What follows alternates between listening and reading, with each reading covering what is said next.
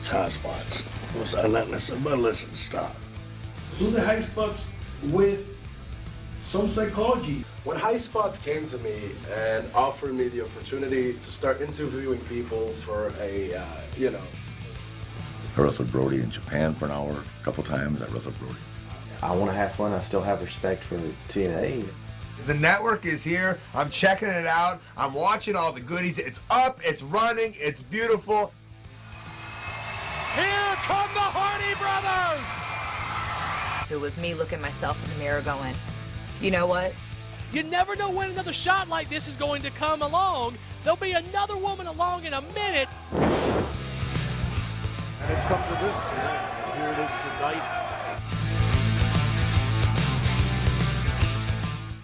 But we're here with Kenny Omega, a very hard guy to track down due to your Japanese schedule. I've always been a really big fan of Kenny's work, and he's been a big part, even though he hasn't had a long run in a lot of the great indie groups, Ring of Honor, Pro Wrestling Guerrilla, and you've had a tremendous amount of success over in Japan recently, so we're really excited that we got you back for Bola Weekend, which is when we're filming this in 2014.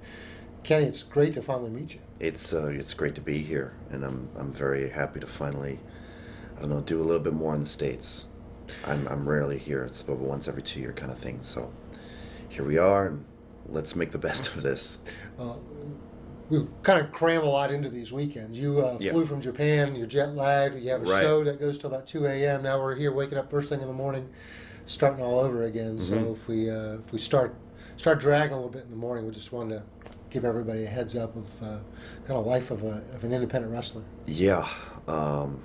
I'll apologize too in advance. Like you said, I came directly from the flight, did the show. Here we are, first thing in the morning. At least it feels like first thing in the morning to me. I'm banged up. I got super kicked about 1 million times yesterday, so I'm still loopy.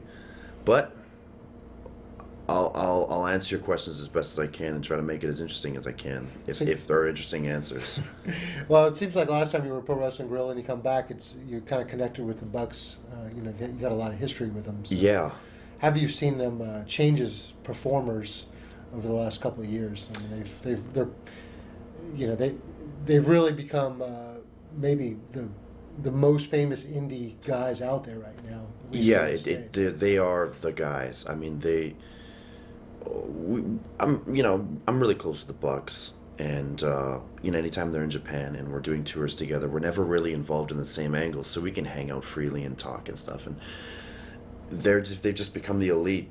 There used to be times when I would say like the top tag team in the world is, it's either like the American Wolves or it's the Bucks or maybe it's me and Ibushi in Japan. And now you watch the Bucks matches and they're tearing it up everywhere they go. So you just have to say it's the Bucks. They're the best tag team. They really are. So they've evolved beyond, their performances in PWG. Now they can light it up in TNA, using their style. They understand that crowd, that style. And, now they're in New Japan doing a complete different style, but they're having, what people consider matches of the night out there too. So there's really no place that they can't go and be successful, and I think that's what really shows, a great wrestler, performer, and a reason to call them the best in the world. There was a lot of interest in the United States with what was happening in Japan maybe in the 90s, because it was just kind of so different than any of the products we had here in the States. Yeah. And then when Ring of Honor kind of, in my opinion, kind of filled that void of where it's really strong work rate, less character driven. Yep. It seemed like people following Japanese wrestling kind of dwindled a bit. Now with the Bucks and their popularity in New Japan and what they've done, it seems like there's just been a whole new level of interest in what's going on over in Japan. Definitely. It's really it's like goofy now. There are guys, I mean, now the Bucks are there, AJ's there, and they're getting a lot of the attention that they had, here, stateside. The fans, that would watch them here in Ring of Honor or PWG or wherever they perform, they're going to check out their work in Japan as well. So they become fans of their Japanese work. And then now there's sort of like this movement, it's like an anti-WWE movement where like, hey, we want to be cool and not like WWE, so we'll like something else. And they like New Japan, so they're sort of like the poser Japanese wrestling fans. So they're getting to see the Bucks' work too. And it's all the same. I'm happy that the fans are becoming more abundant, of Japanese wrestling, even if they are just doing it to spite WWE. It really seems like New Japan has stepped up to be like a big number two, not just kind of like a distant number two, but they really feel like the alternative to WWE if WWE just isn't your cup of tea. And it's awesome that the Bucks are there, being a very dominant junior tag team. And not only that, but I mean, getting involved in the main event angles too, doing like the 6-mans and 8-mans and stuff like that. So good for them. Yeah. The majority of this interview, I really think, is going to end up being about my questions about Japan, but I want to go back to the beginning and kind of understand the background and the upbringing of Kenny Omega. You're kind of from an obscure area. I mean, everybody, when we think about wrestling in Canada, the first thing we think about is everybody who's come out of Calgary, but you've kind of, you're close to Calgary, but you're in Winnipeg, and there's not a lot of history of success of people that started in Winnipeg and made it elsewhere. You're one of the, I would probably say, one of the more recent success stories of coming out of Winnipeg. Well, thanks. I mean, on a map, I look like I'm close to Calgary, but if I were to travel there by vehicle, it would take 16 hours, so it's actually not as close as it seems. And I mean, like, there are some famous people that have been living in Winnipeg and around. Like, I think Steve Carino grew up in the Winnipeg area. Roddy Piper was even rumored to have lived in Winnipeg. Jericho, of course. A guy named Don Callis. I don't know how familiar you are with him, but yeah, he was a really good ECW commentator and stuff. He was the Jackal in WWE. What was the question again? Or was there a question, or you just make mention? I was just looking for some props to even know where Winnipeg was. I mean, it's like really central. It's about very, very central and about 2 hours away from the American border. So it's not east or west, just in a very flat area, which makes it very geographically like obscure, as you said, and it makes it really difficult for promoters to locate you and fly you out everywhere. It's an expensive flight. Exactly. You always have to connect somewhere, and there's just for the wrestler themselves, traveling is a bitch, and a lot of the best indies are all in America, but you're not quite American. You're close to the border, very close to the border, but you still have to make that the trip across the border. And now visas are super hard to get because of the increased alert. It's I guess I kind of got out when the getting out was good, before it got too tight on security. But yeah, Winnipeg is kind of its own enclosed area for wrestling. We used to have like 15 promotions just in Winnipeg, and now we have like 2, 3, or 4 or something like that. But you don't really hear any of the names that come out of there. Everyone's just happy being in that universe, like being kind of the big dog in a small pond kind of thing. Mm-hmm. A big dog in a small pond, what's he doing playing? Big fish in a small pond.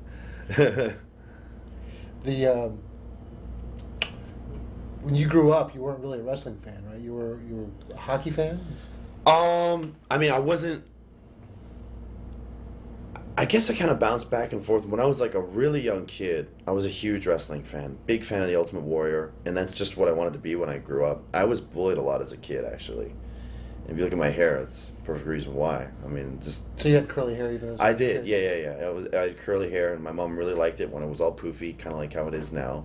And my grandma liked it and stuff like that too. They always thought it was real cute, but being at school and having curly hair, I don't know, it was just a bad mix. So I got bullied a lot, and being a big fan of the Ultimate Warrior, I would just, after taking a couple of hits, and so I would kind of try to like warrior up. You know how you would, kind of start shaking. Yeah. There's no ropes or something, but I'd try to shake something, and I would try to fight back and still get my ass kicked. But I thought like, it was okay because I'm not an actual, I'm not the Ultimate Warrior. I'm just like, a warrior. Mm-hmm. And then as I grew up, I still loved wrestling, but I just got more into real sports. I got more into like hockey and soccer and baseball and stuff. And I started hockey when I was 10, and just sort of like my father played at a very high level in hockey, so he was kind of like a good coaching figure for me, and coached me to become, I guess, a pretty good hockey player. And I played until I was 17-ish. And that was sort of like the crossroads at about 16, I got really back into wrestling, and that was sort of like when the ECW thing was on the rise. It was like a new style, and I could really get it was real cool and kind of fun again to be like a wrestling fan. And I think the Monday Night Wars were kind of around that area too. Were the Monday Night Wars around like ECW's peak? Yeah, but you mentioned ECW first. That was probably right, and that was more influential to me for sure. They didn't have TV in the Winnipeg area, did they? They did. They did that. They had. I had a buddy that had satellite, so I was able to watch their TV through there. And then they made the deal with Spike TV. I think it was for a little bit. I can't remember what. It was the state. It became TNA's station now. Right. So they had like the Friday night thing, and that was always like what we would do, regardless of what plan we had. We wouldn't go anywhere until we watched TNA, and that's where you'd see like Rob Van Dam versus Jerry Lynn. They would book really strong matches on those shows, and I remember. That's when they also introduced like Masato Tanaka onto their TV, and that brought my love back for Japanese wrestling, which was like your love back. What did you know about Japanese wrestling? Not much. But I remember seeing Canadian Stampede when they brought in Sasuke and Taka Michinoku, and I thought like, wow, I really got to get my hands on some of this stuff. And we had like a guy selling bootleg videos in kind of like a painting studio, and he sort of had like mock like best matches of like the 90s from Japan, or best matches in the 90s from Michinoku Pro kind of thing. And I knew that Taka and Sasuke had come from there, so I was buying those tapes all the time, and they were like $75 or something. I mean, they were full, but yeah, I would buy those, and those would kind of be like what I would watch to pass my time rather than watching like the actual television product. And then finally, when ECW kind of became popular and they had their own TV and I could watch their stuff on satellite, it made wrestling cool for me again. And then I sort of kind of wanted to do it. And when I had finished high school and it was sort of time to make the choice of what I was going to do, was I going to go to university to play hockey, or was I going to do wrestling? So you had a scholarship opportunity? Yeah, I did. It was a scholarship opportunity to go to America to play hockey and to study whatever it is I wanted to study, or just kind of be an indie guy where I live in Winnipeg.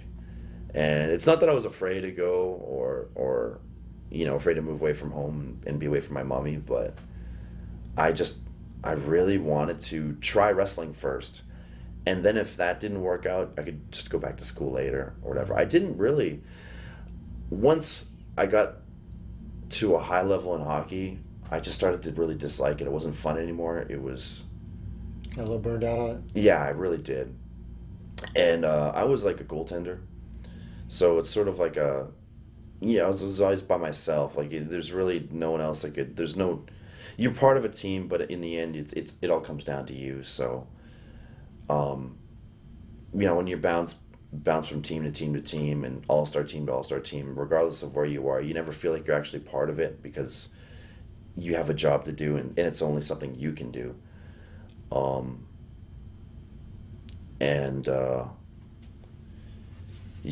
It took the fun out of the sport to never really feel like I was part of a team. And I guess just hockey players are kind of like goofballs in general. I never really feel like I fit into like the sort of like jock kind of like, I'm just like a nerd, you know what I mean? Mm-hmm. Like playing video games and reading comic books and stuff. Real sport guys don't actually like to do that kind of stuff. So, as a wrestler, or my buddies that were wrestling fans, they're more into that kind of stuff. So it was more comfortable for me to like gravitate towards that. So you're at this crossroads. I'm guessing your father, came from a professional hockey background. Probably, if it was up to him, that's probably the direction he would have pushed you. Yeah, at that time, he really wanted me to go that route, and he said like, you're kind of approaching 18. You're supposed to be kind of a man now, so you need to make your own decisions, and I'll support you regardless of where you go. So I said, okay, well, I guess I'll be a wrestler then. He's like, okay, well, you're about to be a man, but I was going to let you choose. I was thinking I'll let you choose because I figured you'd take the right choice, but instead you're still an idiot, and I really would like you to choose a scholarship. I was like, no, I really want to be a wrestler. Just let me try it out. And so what was, at this time, competing with the the opportunity to go to school and play hockey. And Yeah. How deep were you into the indie scene at that point? I wasn't deep at all, but I had the opportunity to travel and do. I guess like if a lot of people have read it in like the books like that Jericho has wrote, maybe even Lance Storm, but like the Northern Hell tour. So you got to do that at the that was 18? Yes, yes. So that was where I was at, where I was doing things locally, and I sort of had the offer to do that tour, and knowing that it was kind of a legendary thing to do, and that there's always some kind of cool story that comes from it. I thought it was a great chance to take the next step forward, and I don't know. To me, I looked way more forward to that and the possibility of falling through a frozen lake than having to put up with 5 more years of competitive hockey, like with a sport I didn't really enjoy. Mm-hmm. And I mean, no one really enjoys school either, and especially like when you have like no friends or, because I'd be moving to an all new city. Just, I really, being sort of young and dumb and having that opportunity in front of me and something I really wanted to do, I didn't want to let it pass. And so I went to the path of wrestling. So, and I know you've talked about this, I know at least on Colt Cabana's podcast. Yeah. For those of you that follow that, you can go back. It's been a couple of years since you did that one, but you did tell the story of the Death Tour. But for the people who didn't get to listen to that, just summarize for us your memories of that particular tour. I didn't realize you were that young when you went out. Yeah, no, I was really young. There's so many stories. Well, the first story is... you only did one of these, right? I only did one, yeah, and I vowed never really ever do it again if I could, because I'll tell a couple stories, then you could probably put, 2 and 2 together. So the way it works is that these native towns are isolated completely from other cities in Canada because they're governed by their own tribes, and to separate them, there's man-made lakes which can only be crossed in wintertime when it's frozen, or you could fly a private plane out there, but it's super expensive. So that's why these death tours, these hell tours, these northern tours we can only do them in wintertime. And of course, what that entails is driving over the frozen lakes. And they book these tours a year in advance, so even if the weather isn't quite as cold and frigid as it needs to be to drive over the lakes, there's a ton of money on the line, so the guy wants to risk it. So what we did was, we had 3 vans, and one van carried pretty much all the ring, and then the other 2 vans, one van carried some of the sound equipment and stuff, and a lot of the wrestlers, and then the other van was just like a lot of the wrestlers. So the way the promoter figured that, and it's kind of, he and himself is kind of a legend, Tony Candello. And he had said that, well, if the first van can cross the frozen ice, then the other 2 van can cross the ice too. So the first van goes, and it's one of those things where you could safely travel 60 kilometers an hour, but he'll go 10. Mm-hmm. So he's like, I'll drive the first van, don't you fucking pass me. So he drives, and you just see, like, he's driving so slow, and the tires are kind of going like, and then like he'll like kind of come out of it, and you just know if he had a little bit more momentum, it wouldn't happen that way. And he's just like tearing up his tires, and the chunks of ice are kind of like popping up and like scraping like the underbelly of the car. I thought, oh man, you're going way too slow, and then we're going slow behind him. And I was driving the vehicle right behind him, so I just stopped. I said, I'm gonna have to take a run through this thing because like this ice isn't frozen like as much as it should be, and I know we can't go like we can't just like putt across it. It's not gonna work.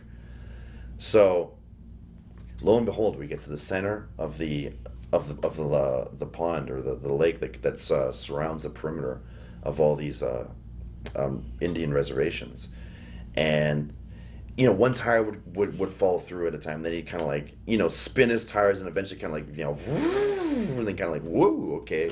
Then he'd keep going. Then eventually just all 4 at once, boom, and then boom. And then you just sort of start to see it sink, and it sinks like halfway through, and you see the sliding door open up. Everyone jump out, and they're all like, they're... This is the car Tony's driving. That's the car Tony's driving. Okay. And everyone's jumping out and panicking, but he's sitting there, no reaction, just, like spinning the tires, and everyone jumps out of the car, and there are a couple people like guys that are like sort of be like big and tough type wrestler dudes, and they're crying already. They've broken because I guess falling through the ice is a traumatic experience. I don't know. So they're like, okay, fuck this. We need to get the private plane out of here. We can't even get across the river, and then we're gonna be stuck here, and we won't be able to get back. So they're already trying to contact people to find out how much the private plane back would be, and they're saying like, just one person without any luggage or anything is going to be $1,800, which I guess at the time was quite a bit. No one carries cash like that. They wanted it up front. Eventually, I mean, the other two vans made it across, but they weren't carrying the ring, so we made it across, and we waited, and just to look at Tony's van there. And we thought, like, what are we going to do? We have no ring. Are we going to actually try and continue this thing? So he's like, of course we are. We can't disappoint these people. So he took half the ring out, put it in one of the vans that, like, we walked it over to put it in one of the vans that had already crossed. So now we only had, like, half the ring. So you're carrying it through the ice. Yeah. Just kind of walking it over. And then now the supply trailers were starting to come through. These, like, the huge 18-wheelers. And when they drive over, they just tear up the ice. But they drive fast. So Tony steps in front of one. He's waving him down. He's like, we have a bit of a problem. How much money could I give you to pull our vehicle out of the water? So the guy said, like, oh, I guess I could do it for like $500, which is an astronomical amount just to attach a chain and pull the vehicle out. So they attach to the front bumper, and this 18-wheeler pulls our van out. And as he pulls the van out, which is a rental, pulls the van out, pulls the bumper off. Mm-hmm. So the bumper's just sitting there. And he goes, oh, fuck, okay, whatever. We'll have to keep going. So now we're driving this half this ring truck with no front bumper. So you leave the van behind. You're just going to Oh, no. It got pulled out. It pulled out the front tires. And I guess because it was at the angle, it just, the way it was pulling kind of like ripped off. Okay. It pulled it off as it like came down. And then we're able just to like kind of floor it and get through it. So yeah, we continued, and there are no roads once you get through it. It's the roads that kind of the trucks make through the forest that sort of plow the way. So if you slide out ever so slightly, you're stuck in a huge drift, and you're in the forest. You don't even know where you're going. We had this guy, we called him Paul Bearer. He really looked like he was a spitting image of Paul Bearer. And somehow, just in his mind, he had like a map of all of where you had to go to get to these Indian reservations. He knew, and he never looked at a paper ever. And aside from that, he was completely useless. But I mean, he was the guy that navigated us to get there. But of course, we got stuck in a drift, and it was Tony's fault that we got stuck in a drift because he drives the car and he starts smoking, and then he'll be smoking, then he'll have like a drink of something at the same time. Next thing you know, oh shit. Boom. So a plow came by to plow kind of like the road a little more from what the semi-trailers had been driving through. So Tony's like, oh, stop. Could you help us? Could you push us back on the right path? So the guy tried to like ease up and then plow the van. And by doing that, he ripped off the back bumper. So now we had this bumperless van. And yeah, we made it to our first show, and we had slept on gym floors that day. People came in, the staff came in and said, don't you dare use the water. Like, you're lucky you're even sleeping indoors today. And they came in and they shut off the water supply, so we had like no water. We couldn't use the toilets or anything. And we did the show as is. And then the way there's a crowd that shows up? Yeah, the crowds are always great. They're huge, humongous, and they love wrestling. But it's weird. It's like if you're not in the ring, the first chance they get, they're charging the ring to start trying to have their own matches in the ring. So if there's an intermission, you need to have people out there like kind of like throwing kids out. Like that's just how it is. But you can't really be physical with them because if something goes wrong, you have zero jurisdiction, and they could kill you and get away with it. Sure. Like literally. This kind of brings my next story. We go to the next town, and we go to the radio station, which is like literally a kind of a big outhouse. It's smaller than this room we're in right now, and it's got like the little like antenna dish with like coat hangers like attached to it, and they sort of like it. I mean, it has radio, but there's no. What they have is like one of those what do you call them? Those like old school record players. It's like a monophone. What do they call them? It's like the big, huge like funnel type thing where you put the little cone coming out. Yeah. They have one of those, and they just put the radio mic. Some guy holds the mic, and that's like the radio. And then when they don't do that, they'll be like, okay, today we play bingo, you know, B to I 33. And they're probably still the most entertaining thing going on in that town. And then, like, if you have bingo, please call. Someone will call and you'll be like, you have a bingo? Yep. Congratulations. And like, that's it. And then when that doesn't happen, you know, we go on the air and we kind of do like a back and forth on the mic and try to sell our angles that way. So we do all this and we go out and there's these like big guys, like big native guys. And they kind of look out of place because they're not, a lot of the people, they just sort of, you know, they're wearing like normal clothes and they don't look too imposing, but these guys are like big, wearing like leather jackets and stuff and like leather pants. You know, they looked like they were something, all tattooed up. And they said like, hey, we got some Coke for you guys. I was like, oh, okay, no thanks.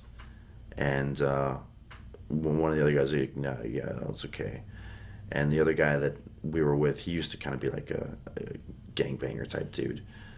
And like, well, no, you have no choice. You have to buy it from us. And one of the guy pulls a gun. And like, I'm not going to question it. This is the first time I've ever seen a gun in real life.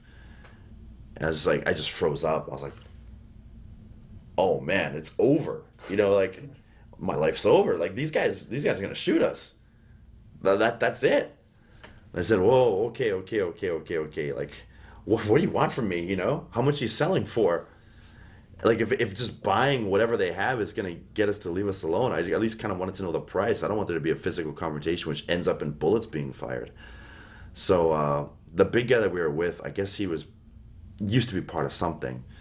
And he grabbed the gun and like threw it down on the ground and started like shoving the guys, saying like, you guys think you're tough? You think you guys are part of a gang? He started going over like his credentials, I guess is whatever he used to do, and they took off and they ran away. And they like, you know, it's one of those things where he takes the gun and he throws it and hits him in the back of the head.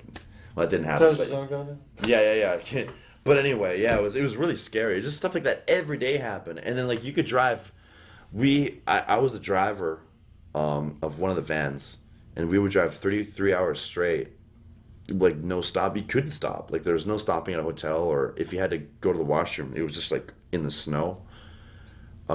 And if you needed food, every now and then there'd be like kind of like a trailer or like then like an RV, and it would just be on the road, and you wouldn't know it's a store because there's nothing that indicates it's a store. But you walk inside, and there'll be like, it's like a normal RV, but then like on the countertop there'll be like kind of potato chips lined up or something like that. And you're like, hello? And there'll be like someone like in bed and they'll sit up like, huh? What the fuck? And they'll be like, yeah, how much for this? And they'll be like, you know, those real small, like Halloween sized. And you'd be like, I don't know, like $12. Like, what? And it's all just junk food. Like, there's no way to get real food. And a lot of the places, once you get into the actual reservation, there's one grocery store. And that's where you pay like $25 for a carton of milk. And like, I remember Pizza Pops, like the packages of 4. If you want to buy those are like the cheapest things you could get, but it was still like $11. It's just a complete different world.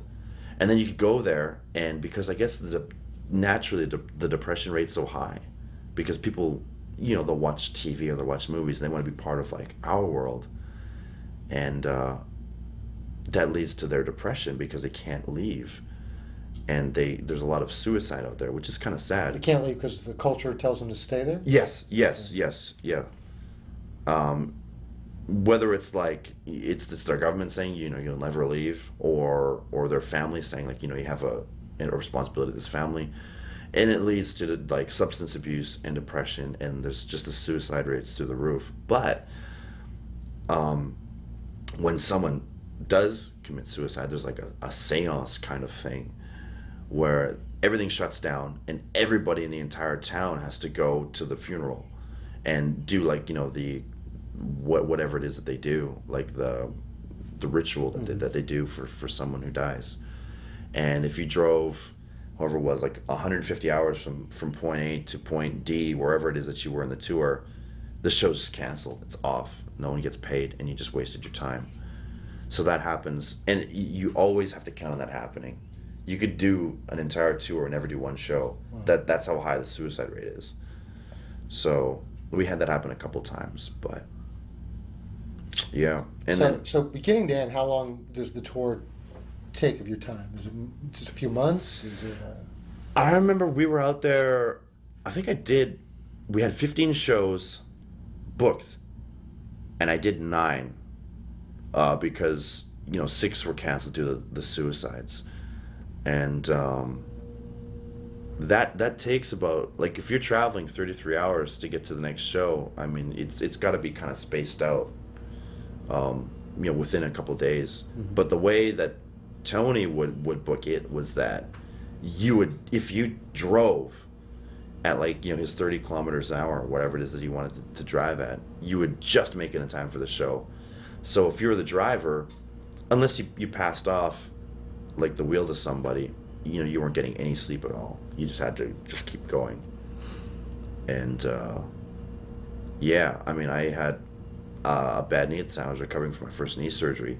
So I didn't want to be the driver because I wanted to drive. I just wanted a way to keep my legs straight. You know what I mean? And because everyone else, like, were sitting on the ring, like on the steel, like the bars and stuff, and then the roof would come too low, so they were just like this the whole time for like 33 hours, like all like side by side and like front to back. And then we had Paul Bearer, who was in the one passenger side. He had to be in the passenger side because he was the guy that would always point to where we had to go. And like the other, like, veteran guys, like we always had like a couple of the veteran guys, and they would always take the passenger side.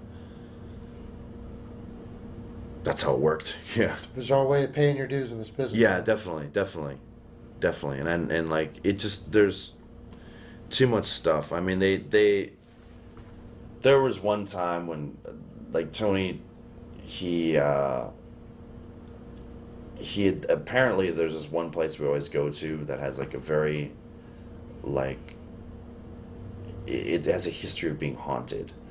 So Tony likes to scare some of the guys by telling this whole, like, history of what happened to the person that had died there and how he's haunting the place to this day. And it was taken way too far because he had guys in on it, and he were like shredding up people's clothes and stuff, saying that the ghosts were doing it, and people were believing it. He got the electrician of the building in on it by making the lights all flicker and stuff. It was pretty crazy. And at the end of the tour, it became springtime, so the lakes all melted. So we were actually stranded for a period of time, like inside of that area with no way out. We had to eventually, we had to put our vans onto 18-wheelers because they were able to actually still drive through it. And they charged, like, Tony like $3,000 per vehicle. Yeah, it was pretty bad. He must have paid a hell of a lot of money to put up with all that. Yeah, he did. I mean, I think he makes a killing, but I remember he had to pay, like, hand over fist just to get us back home in one piece too. Well, and himself, I guess, too. That was probably more important. It was an experience, though. And after just driving that much, putting up with just the strangest things, I just said, like, no, never again. I remember Tony said, like, because I was always, when people were crying and stuff, and just, like, wanting to give up on the whole thing, like, I was the guy, like, digging the vans out with my bare hands and stuff and pushing the vans out of the snow drifts and all that. And Tony was like, for your hard work and diligence, I offer you a bonus. And it was like $25. So, thanks, Tony. I was like, you can't really do any more than that. And he was like, I paid so much money just to keep us alive, my friend. Is that probably okay? Right if he adds it up. Yeah. I was like, yeah. He was like, well, yeah, you got a point. It was over $10,000 in cash. So, but yeah, that being said, it's like you never wrestle the amount of dates that you're scheduled for. You might not make it across. You might not make it back. It's just not worth it. So that was my first and only Northern Death Tour. On a more traditional note, Yeah. talk about some of the early, I guess, matches in the Winnipeg area that kind of put Kenny Omega on the map. Oh wow. I guess my trainer, his name was Mentolo. He's a masked fellow, and he was the best guy we had in Winnipeg for quite some time. And we just had some really good chemistry together, and he really liked all styles of the world. Like, he has the largest tape collection I've ever seen of anybody. And being a guy that he had trained and kind of becoming like a friend of his, he just always opened up his place to watching tapes of them. We could stay all night, all morning. He was just real cool about that kind of thing. And that's sort of how I broadened my horizons to see that, hey, there's a whole world outside of WWE or F at the time. And even though ECW is really cool, like, there's just so much other stuff going on around the world, and complete different styles too. And it was overwhelming, but like it sort of made me feel like I would belong more in Japan than anywhere else. Whereas before, I would watch WWF, and I'd be like, I guess I would kind of be like a Shawn Michaels kind of guy, or like an Owen Hart type style. Like, there's really no one that really kind of suited the way I wanted to be. And then, I'd watch like ECW and be like, yeah, okay, I guess I would be kind of like RVD-ish maybe. But then, like, once you start tapping into like the other areas of wrestling, like, in Mexico, like for the luchadors and all that, and Japan, like, it just opens up a whole new world. So wrestling with Mentolo and learning new styles and trying to implement them on like a local scene really made you stand out. And so that's how I got my start with Don Callis and Tony, doing those Northern tours and then doing Don shows locally. And that was sort of like, in like by Winnipeg standards, if you're on Tony's shows or Don's shows, you're like the elite of Winnipeg. Mm-hmm. So that was a huge step for me, and I thought like, oh wow, I've made it. This is awesome. Like, you can't get better than this. I'm working with a guy that was on ECW, and he did tours of Japan himself, and I think at the time he was like prepping up for his run in WWF as the Jackal, mm-hmm. where he was what was it? He was managing the Truth Commission or whatever it was. Right. Yeah. So I was like, yeah, like, I'm kind of rubbing elbows with guys that are in the big leagues, and knowing, I'm just a kid and like a skinny guy that like can't get much better than this. Like, this is good for me. And it wasn't until NWA ran like a convention in Winnipeg. I don't know how it works now, but back then I think they would have like some kind of board meeting, and then I guess they would vote. And you'd probably know more about this than I would, but they nominate like a city to run their convention where they bring like all like the champions in and stuff like that. So it was Winnipeg for a year, and I guess at the time I was sort of like Winnipeg's like top kind of like junior type guy. So I wrestled P.D. Williams in an X Division title match, and it was, I guess by like Winnipeg standards, it was really good. And good enough for like the NWA guys to give me all their contacts and say like, hey, if you want to travel out, just let me know if you're going to be in town. It wasn't like, hey, we'll fly you out, sure. But it's like our doors are open kind of thing. Mm-hmm. And so that's what kind of like sparked interest to venture out into the States. So I did one tour and did a couple like the NWA offices, and it went well. But I mean, nothing really came of it. So I came back and thought, like, that was fun, but I lost a ton of money. Yeah, who was the first guy to fly you in? That was Jersey All Pro. Yeah, I think, well, I guess it was like half Jersey All Pro and half PWS, and they were on the East Coast. That was after I had already gotten like a developmental contract though, which is Okay. also kind of like an interesting story. Like Yeah, then we'll back up. I have one other question. Sure. Was there any, Stampede Wrestling? Yep. Kind of known all for Western Canada. How much of an influence at that point did Stampede still have over the Winnipeg area? I know that Zero. Zero. Yeah, absolutely zero. I mean, we had a couple guys come out. Like the Stampede had like a sort of like a comeback, where they were getting like local TV in Canada. It was sort of like the cooler, hipper, like new age Stampede wrestling, where like Teddy Hart and Harry Smith were like main eventing and stuff. And I watched it all the time. I liked it.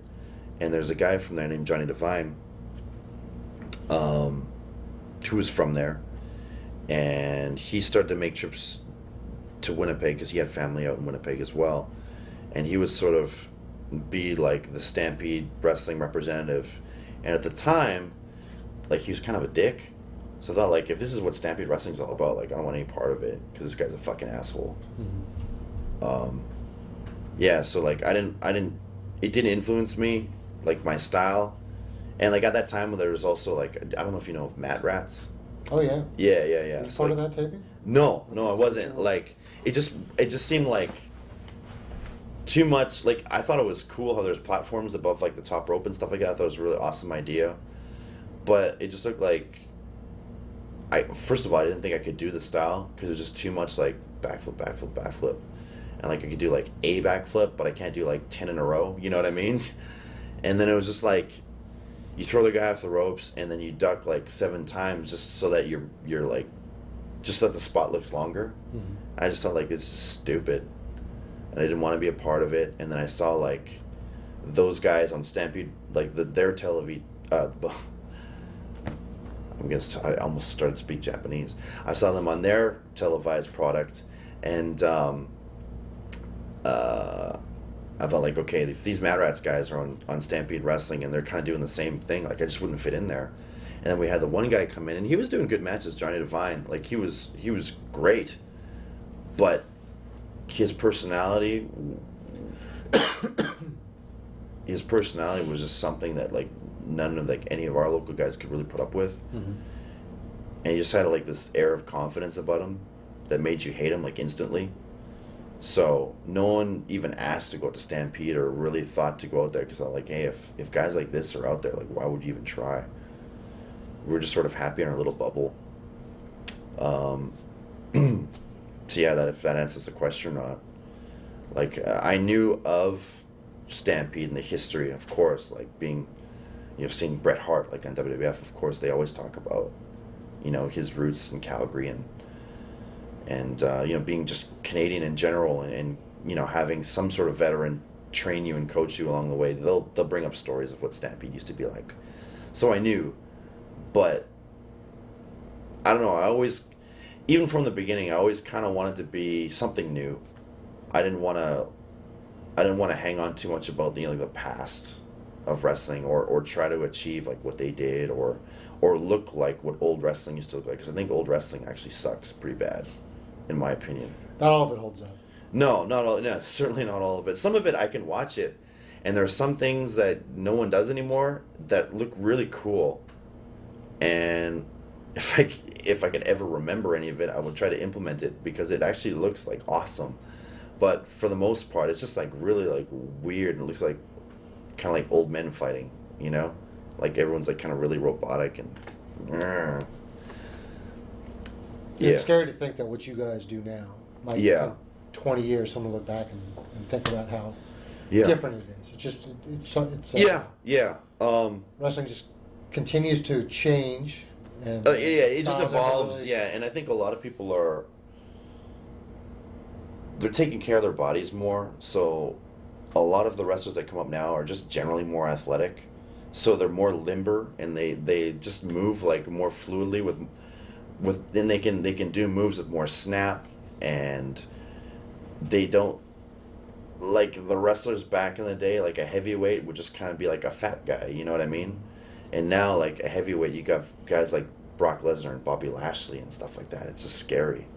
Like guys that can move and just as fast as any junior heavyweight, but have like, power of like a champion power lifter. Mm-hmm. And that's just what pro wrestling's evolved to. And like, you know, a pro wrestling champion could also be like a UFC champion now. It's crazy.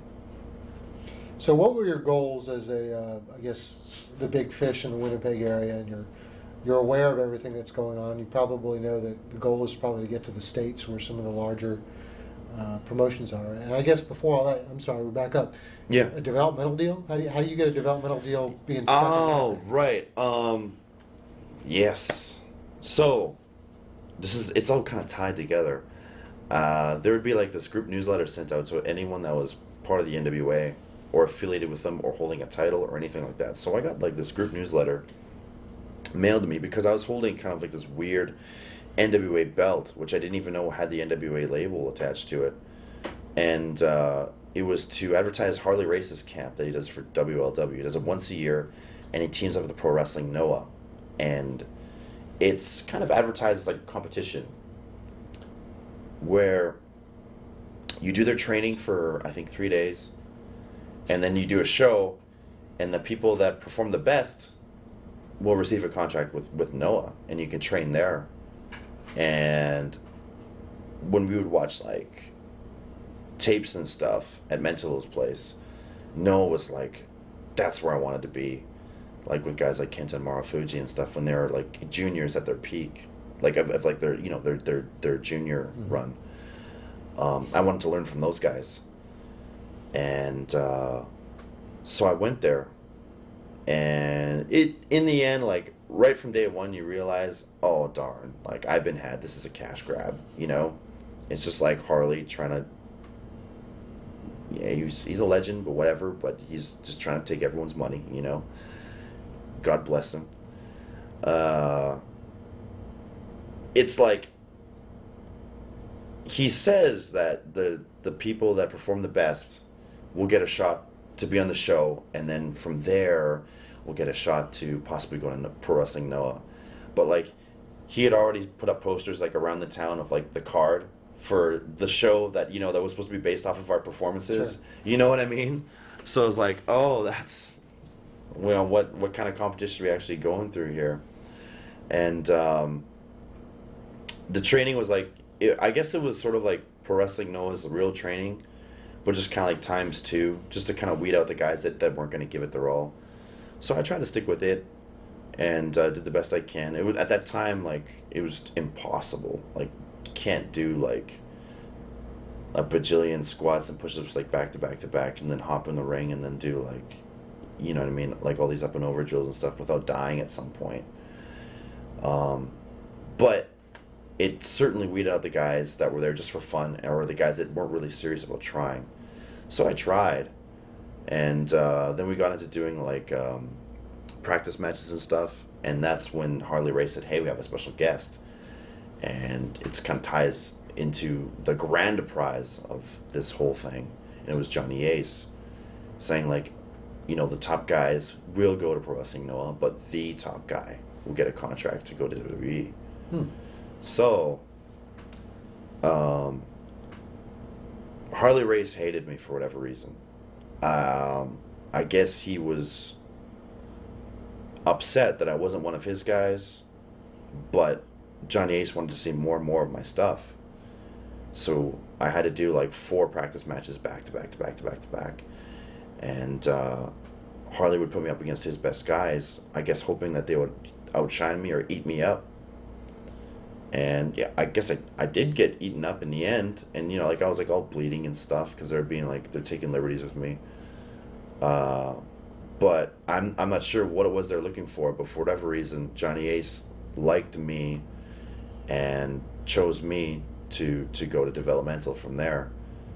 So even though I was gunning originally for Noah, in the end I was offered the WWE contract. How old were you at this time? I'd like to say I was like 20, 21 maybe. Yeah. Yeah. So essentially what does that mean? You get the ticket to Georgia, the ticket to, they're probably in Georgia then, right? Yeah. So, yeah. This is when I was Deep South Wrestling in McDonough, Georgia, and I remember that they flew me out for a week, which I thought was just crazy. Like I spoke to Johnny Ace, and he's like, you know, this is what we're gonna do. We're gonna fly out there, and we're gonna pay you every day that you train there just to try it out. And if you like it, we'll make it a full-time thing. I was like, you're going to, like, fly me out there and then I'm going to get paid just to train there? That's crazy. I was like, is it? Like, okay, well, if you say so, that's how it is. It's like, oh, man. So I was like, Mom, I'm getting paid to train, It's just like the coolest news ever for me. And even though, like, I really, my dream was still to be in Japan. It's like, wait a minute, like, Japan would have been like a tough life, like training at their dojo, and that's it, like getting my ass kicked. So, but now WWE is going to pay me for their training, like, every day. And how hard could WWE training be? So I thought. But then going there, it was just like hellacious. The stuff that Bill put us through. And I know that your time there wasn't super positive, but yeah. Was it I think people was it blow it terrible out of right proportion. from the beginning, or was it in the beginning it was fine and then? I mean, Bill tries to test you. Yeah. Which, I mean, why not? I mean, you got to see who wants it. You got to see who can actually physically, bring it. So I mean, he tested me, and not really knowing what they wanted from me, I would just try too hard on every drill. So, I would go in there and do like an up and over, run to the other corner, up and over, run to the other corner, and I'm going like full blast, trying to get as high as I can on every up and over.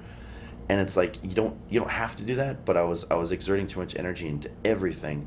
So every day I was going home just exhausted. I mean, the guys would ask me to go out to like eat and stuff like that, but I just wanted to sleep.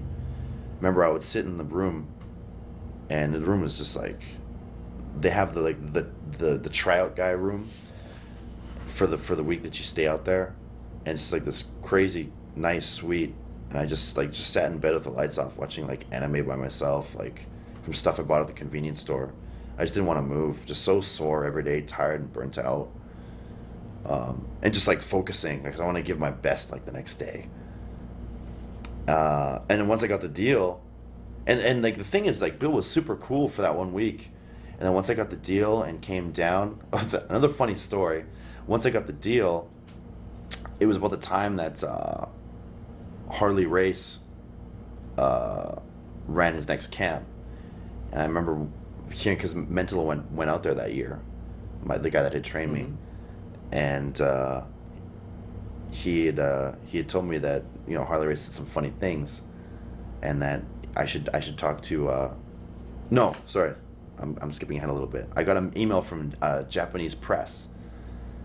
A Japanese press member who I'd gotten his card, and we had exchanged information. He kind of like in broken English said like, "Is there a medical problem with you in WWF or E?" I think it was F at the time, and I was like, "I don't think so," and I mean, he's the press, right? So I was worried that something had been leaked on one end. And then I talked to Mental because he was out there, and he's like, "Yeah, Harley Race said some things, man. So you should really like call Dreamer and find out what's going on." I said, "Well, are you gonna tell me what the fuck they said or what?" He's like, "Dude, they said you got fired. I'm so sorry if you did. They said you got fired because you have an STD." I was like, "What?" Apparently, someone raised their hand and they said like, "Hey, how's everyone doing from last year's camp?" Like, because they sent out Bobby Fish was part of that camp, and Bobby Fish went to Noah, and some other guy went to Noah from there too. Bobby Fish did well, and the other guy I don't think not so well. And then I went to to WWE, and he's like, "Well, the two people that went to Pro Wrestling Noah, they're doing just fantastic. Let's not talk about Kenny Omega though. He has an STD. He has been disqualified from getting a WWE contract." Because he's still putting over like a contest, right? So I've been disqualified because I had an STD and failed my medical. And you do a pretty good Harley impression. Oh, I did really? Oh, okay. It was Thanks. Yeah. So it's like, what is this? What's this guy's beef with me? I don't know what. I don't even know. I was just myself. I never even said anything. But anyway, this is what he said. So I called Dreamer and I said, "Hey, I'm just worried. Like, am I in peril here? Because there's a rumor going out that I have an STD." And he's like, "Oh shit, do you?" I was like, "No." He's like, "Oh, okay, because then that would be a problem." I was like, "Okay, so everything's all right?" And he's like, "Yeah, everything's okay." I was like, what, did they stop your checks? I was like, no, they didn't. He's like, so how you liking it right now? It's like, I'm not even out there yet. Like, wait a minute, they're paying you for nothing? It's like, no, they're paying you for nothing, aren't they? Yeah. It's like, shit. It's like, well, I wish you never told me that. So I'm gonna have to stop it though. So you have to understand it's my job. I was like, yeah, for sure. I was like, okay, we'll stop. I'll give you one more free check, and then says we'll take it from there until like you report down. Because I was actually at home just collecting a check, and I thought it was the coolest thing ever. Like I collected because I did the tryout, and then Dreamer phoned me the next day. He's like, well, what do you think, kid? Do you want the contract or not? And I was like, yeah, I do. He's like, great. So they sent me a package, like they FedExed it, and it was like it arrived like within 2 days, I think. Filled it all out, got it done like real quick, and as soon as I mailed it back, they started me on the payroll. But it still took like 6 months to get my actual visa set up. Yeah. So after sending in everything, like signing the contract and all that, my medical stuff, I was sitting there collecting money for like 2 months. But you probably didn't even know that you weren't supposed to, right? Because you No, I had no idea. I just figured like I signed, right? Yeah. So why not? But I guess it's once you report. Right. And I guess like if you're an American citizen, there's no need for the visa. So you would sign and just report like right away. You'd just be there. Yeah, so whatever. I had my check stopped, and then finally I went back, and I'd put on some weight, thinking that WWE wants like a kind of a bigger guy. And Bill was like, "Oh, you put on some weight. That's great. Wow, looking great, Kenny." I was like, "Oh, thanks." I'm like, "Oh, this is going to be the start of a beautiful relationship." And then just, I don't know. I guess I got too comfortable too soon, and just my personality. I joke around a lot. I mean, you can see that in my PWG matches. Like I like to have that sort of creative side to what I do in the ring, and I guess it's like me outside of that. And if we're not really doing matches, I'm gonna be like that in training too, and it just like rubbed Bill the wrong way.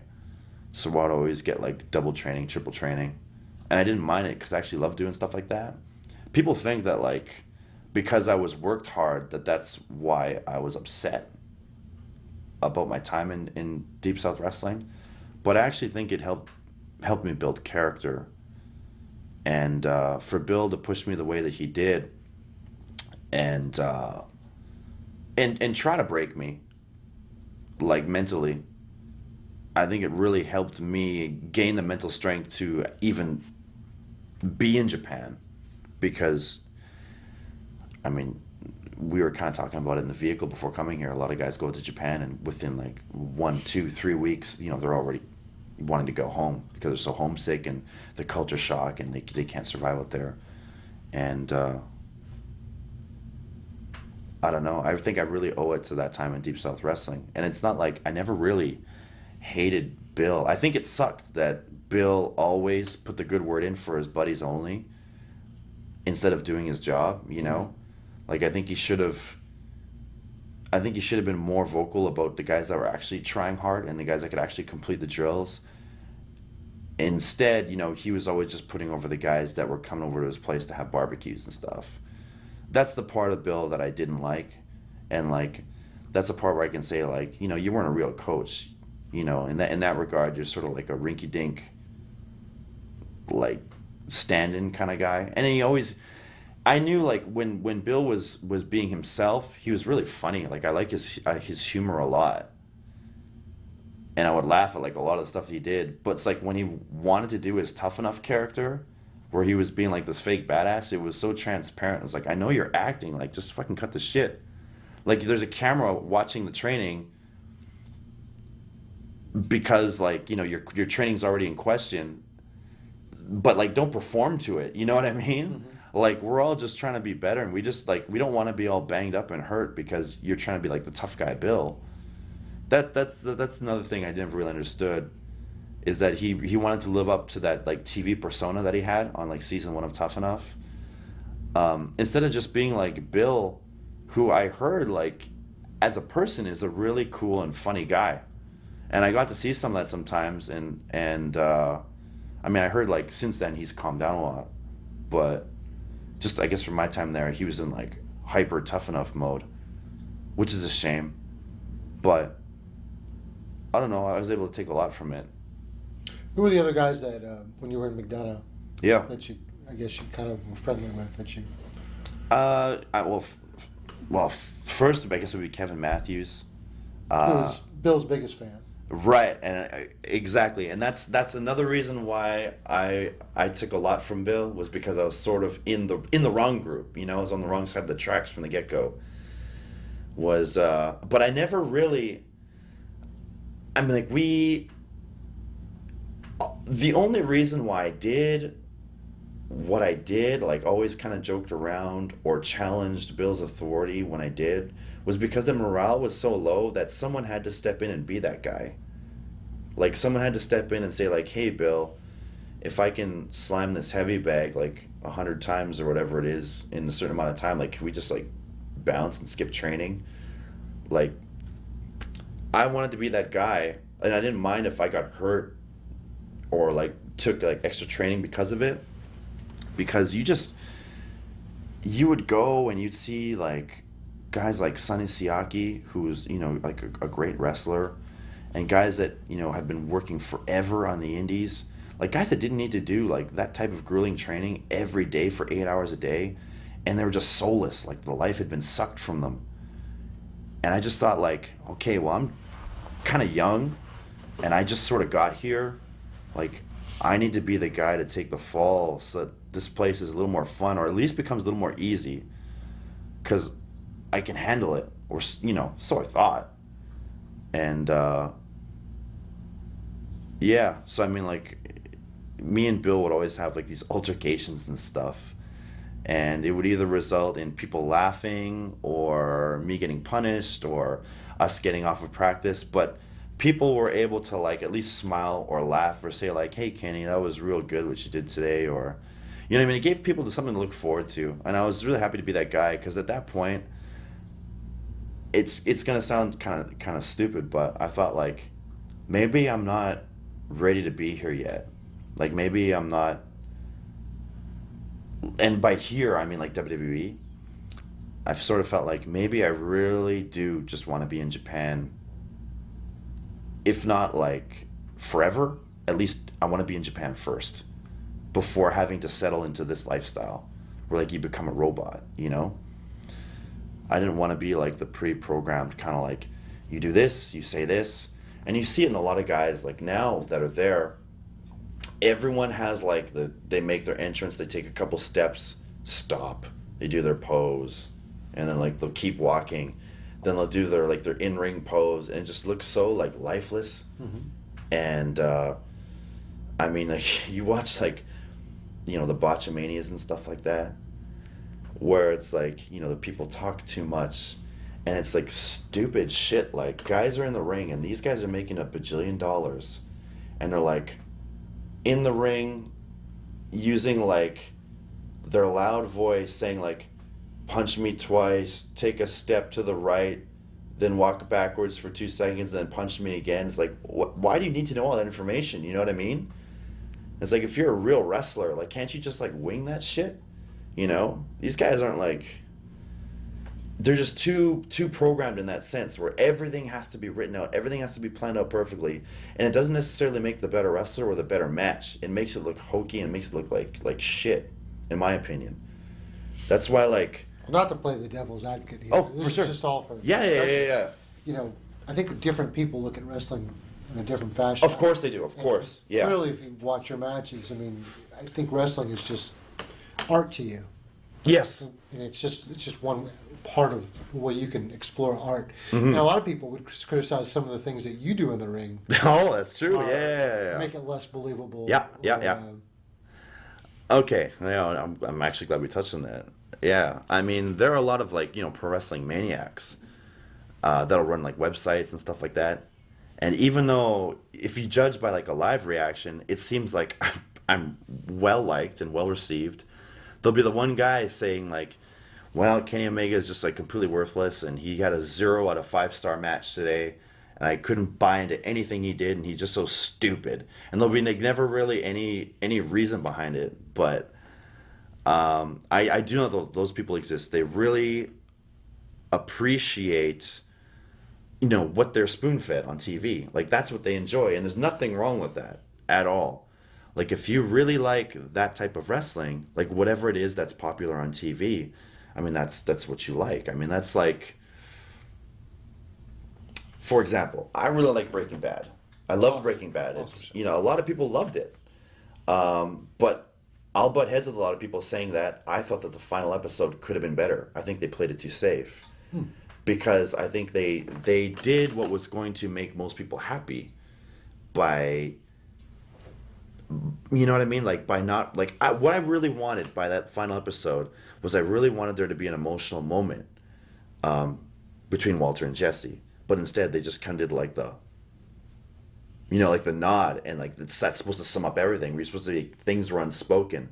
But I guess as like such a fan from like the first episode, I wanted them to go into some sort of spiel. I wanted to cry, you know what I mean? Like I wanted to be like a real father-son moment. And like everything just worked out too perfectly. And I guess had it gone more extreme one way or another, maybe I would have been more satisfied. See, and I think they played it great because it could have gone even safer, and you wouldn't have even known if Walter died. Very true. Yeah. It was open. Yeah. At least it was conclusive. In a sense, I suppose so. Yeah. I mean, but you don't really know what happened to Jesse. You don't really know. Like, did he, like, he was driving too fast that he spun out and crashed and burned? You know what I mean? Like, you don't really know. I mean, like, you knew enough, though, that you could say that was the end. And that was, and I was glad that, Walter did kind of save Jesse. And that he did, like I thought from the beginning, use the ricin and the stevia and stuff like that. But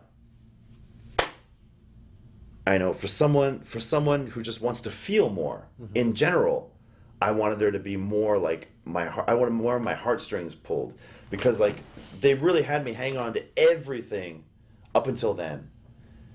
And I guess when it comes to wrestling, I can sort of relate it to that, because a lot of people just go, okay, what do wrestling fans expect? Well, you lock up, you do some chain wrestling, one guy will put a guy in a headlock and we'll just fucking go. Shoulder tackle, drop down, whatever. And in WWE, it's like, what do people expect? Bare fucking minimum. You know what I mean? Like, if an indie guy does a body slam, people will go online and say like, oh, that's so awesome. He's the man, bringing that shit from the indies. You know what I mean? Like they'll make it sound like they accomplished a PWG match on WWE TV. And like, I will say, one of the best matches I've seen, not only like lately, but in my life, was a WWE match, which was the best 2 out of 3 falls between Cesaro and Sami Zayn. And for that to be on WWE TV, I thought was so awesome. I mean, it was NXT, but you know what I mean, it's WWE. So it just goes to show that well, developmental has changed a lot since. It has. It certainly has. I mean, and I think. And almost anybody that I could ask you about in your past, people would know you for. Right now, it seems like they're almost parked in NXT. Yeah, and it's crazy. Like when you see a lot of the stuff that goes on NXT, like it's captivating television for a wrestling fan. I really enjoy watching NXT, whereas like the only things I'll enjoy about watching Raw and SmackDown are when I do like the promotional packages. They have such a good editing team. When they take like all the storyline elements and do like kind of like a music video type thing. Like they're still like the greatest like editing team on the planet. Like everything looks like it's gonna be so interesting, and that it's been so good up to that point. And then when you watch the matches, it's like,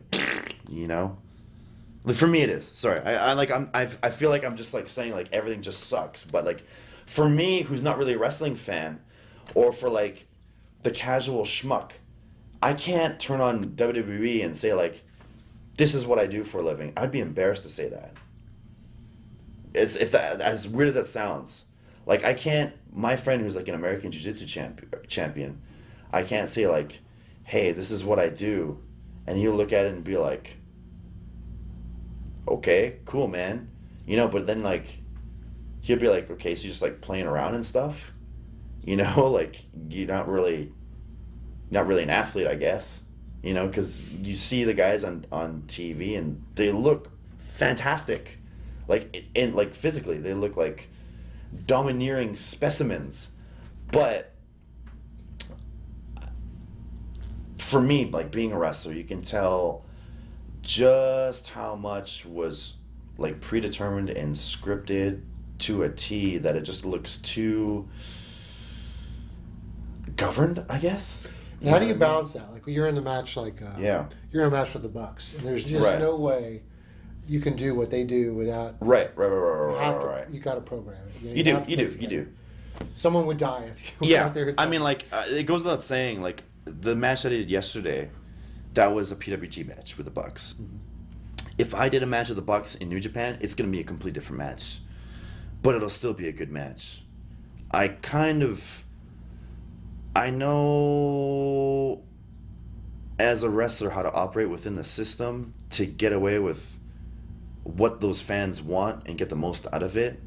I guess because I care about what I do and then the product and the fans. Well, explain to me the difference when you say that.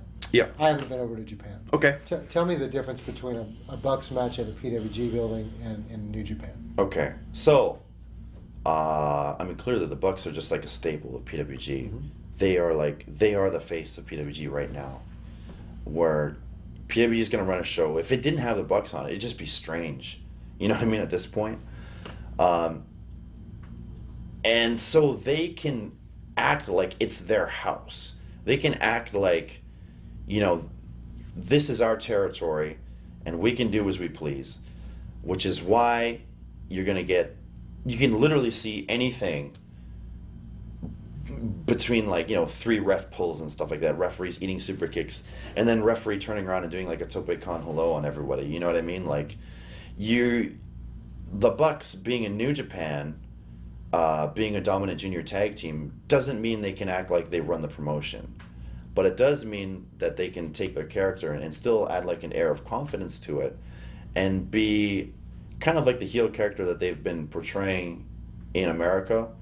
But you have to strip away some of that, I guess, empowerment, you know? Mm-hmm. Like, in New Japan, the guy there right now he's the Rainmaker. He's just like the man, and he's like their company ace or like mascot, and then you have Tanahashi, who's like, you know, it's interchangeable. One of the two is like the ace or like the face of the company. So those are the guys that are in that position to be, you know, the two that do whatever they want at any point in time. And I guess WWE at a certain point in time, you know, that would be like a Shawn Michaels kind of thing, or like Undertaker. If I just turn up in WWE for whatever reason, I know that I couldn't do the things that I do in PWG and expect to get away with it.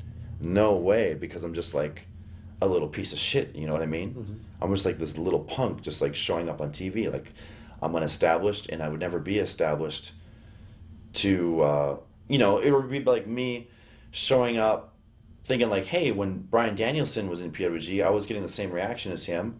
So if I showed up at WWE and try to like, okay, fans, come to the ring and let's chant together, never fly, you know what I mean? I couldn't even suggest that angle. It's just like, they know their place in Japan, like the Bucks, I mean.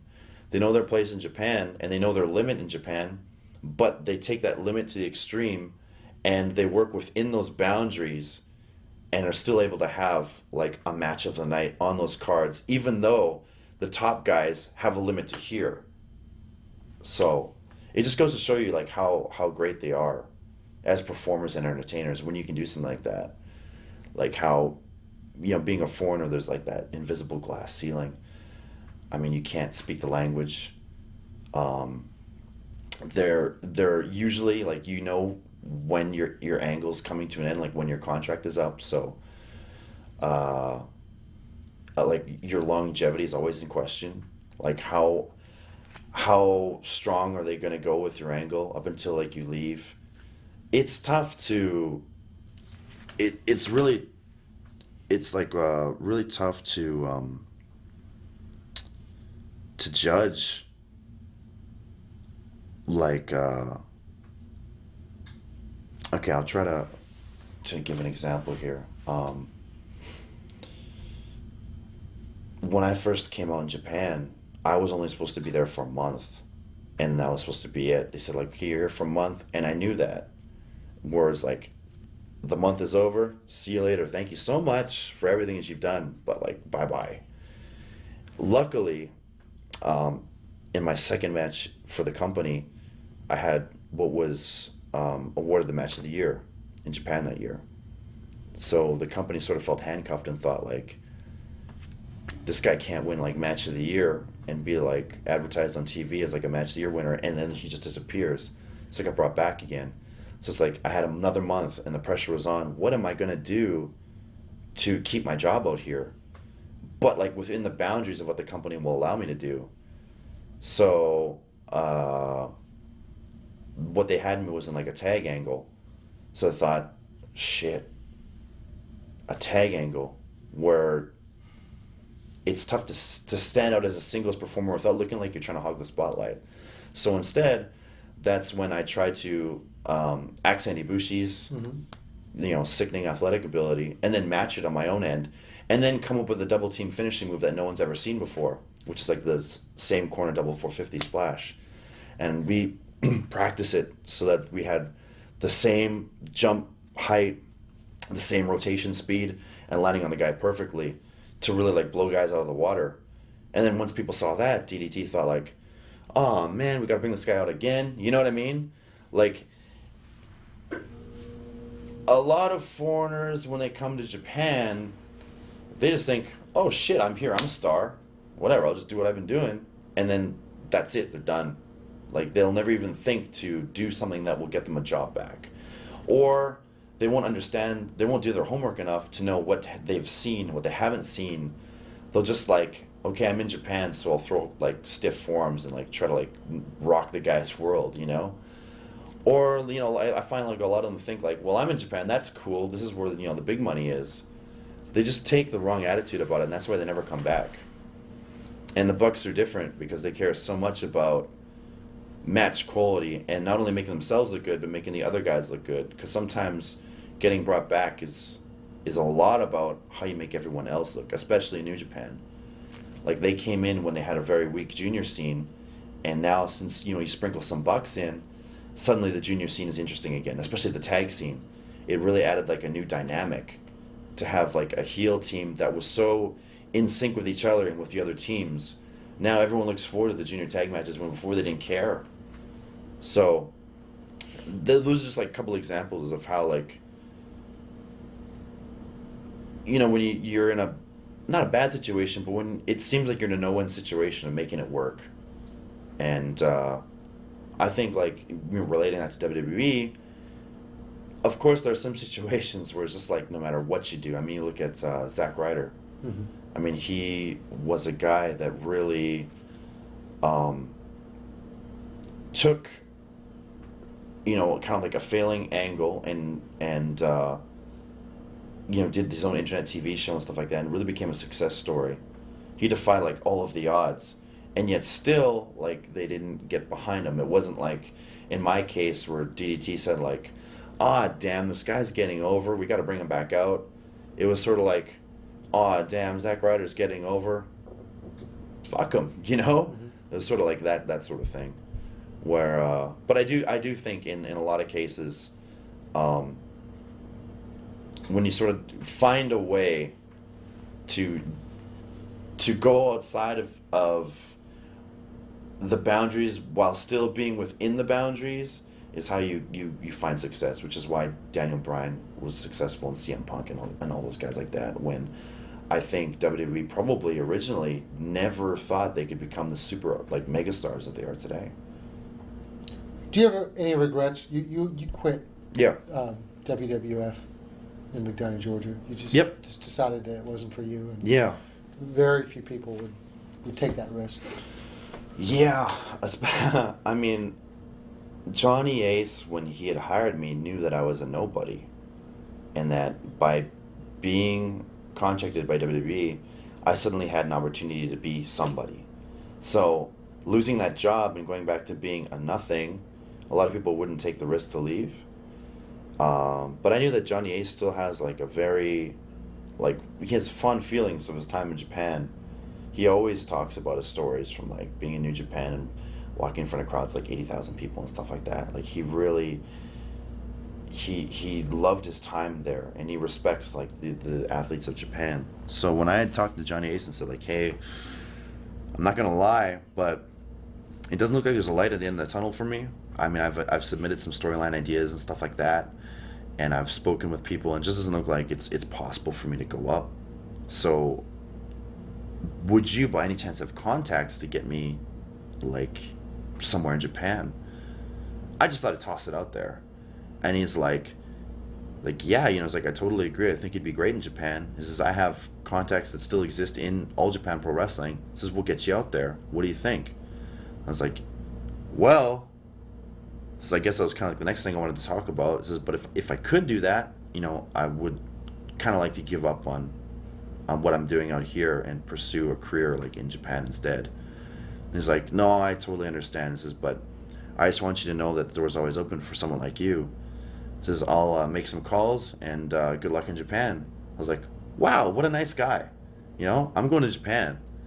So I was like, you know, I remember I called my dad, and I was like, hey, Dad, this is, I'm probably coming home for a bit, but, you know, looks like I'm going to Japan. So if that's, you know, the light at the end of the tunnel for me here, that's the good news that comes from this.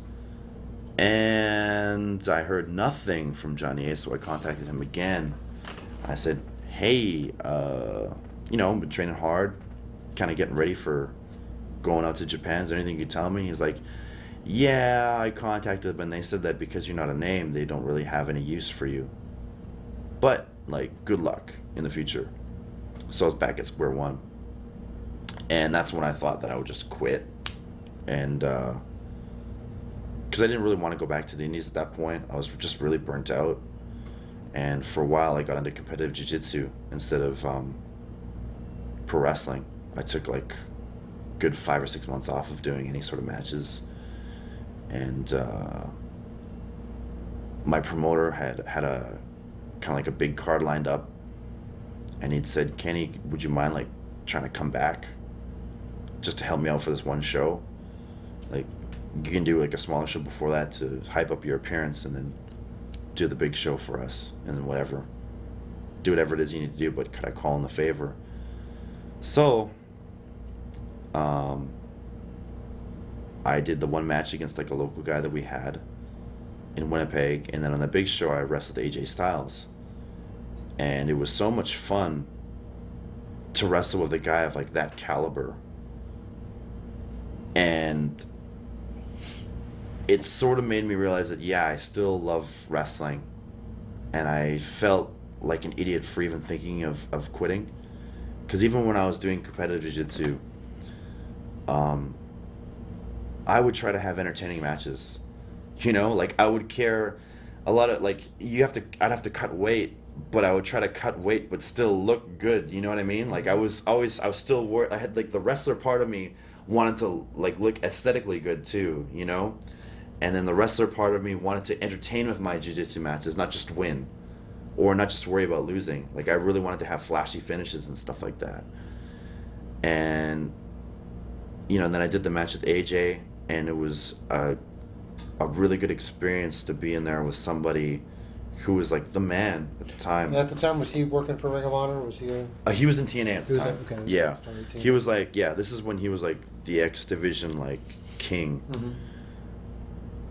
And I guess just being in there with someone that was like so smooth, and like, but at the same time like hard hitting, and just better than me, was.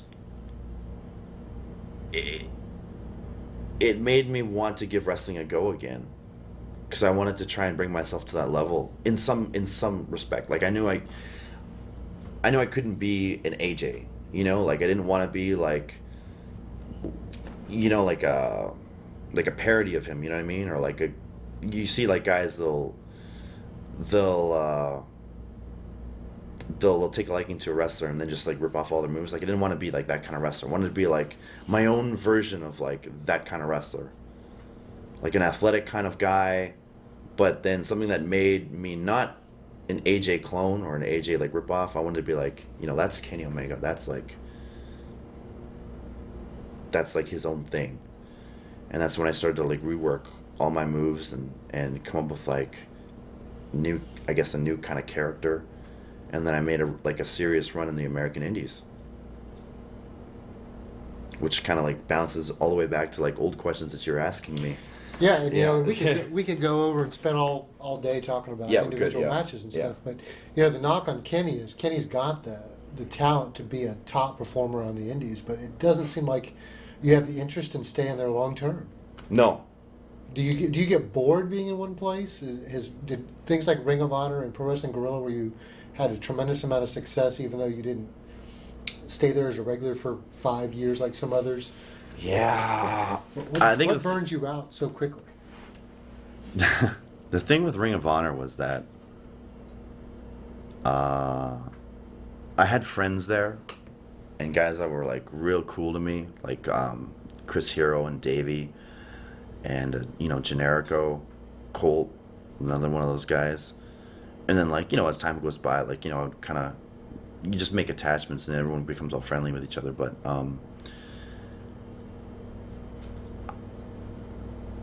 Ring of Honor, I don't know, man. It was just like, I remember going to the airport every weekend, not having like a proper work visa, and then sitting like on the verge of an anxiety attack, thinking like, oh man, I can't believe that I'm like risking my freedom. So I didn't realize you worked without a visa. Right. That was a big thing.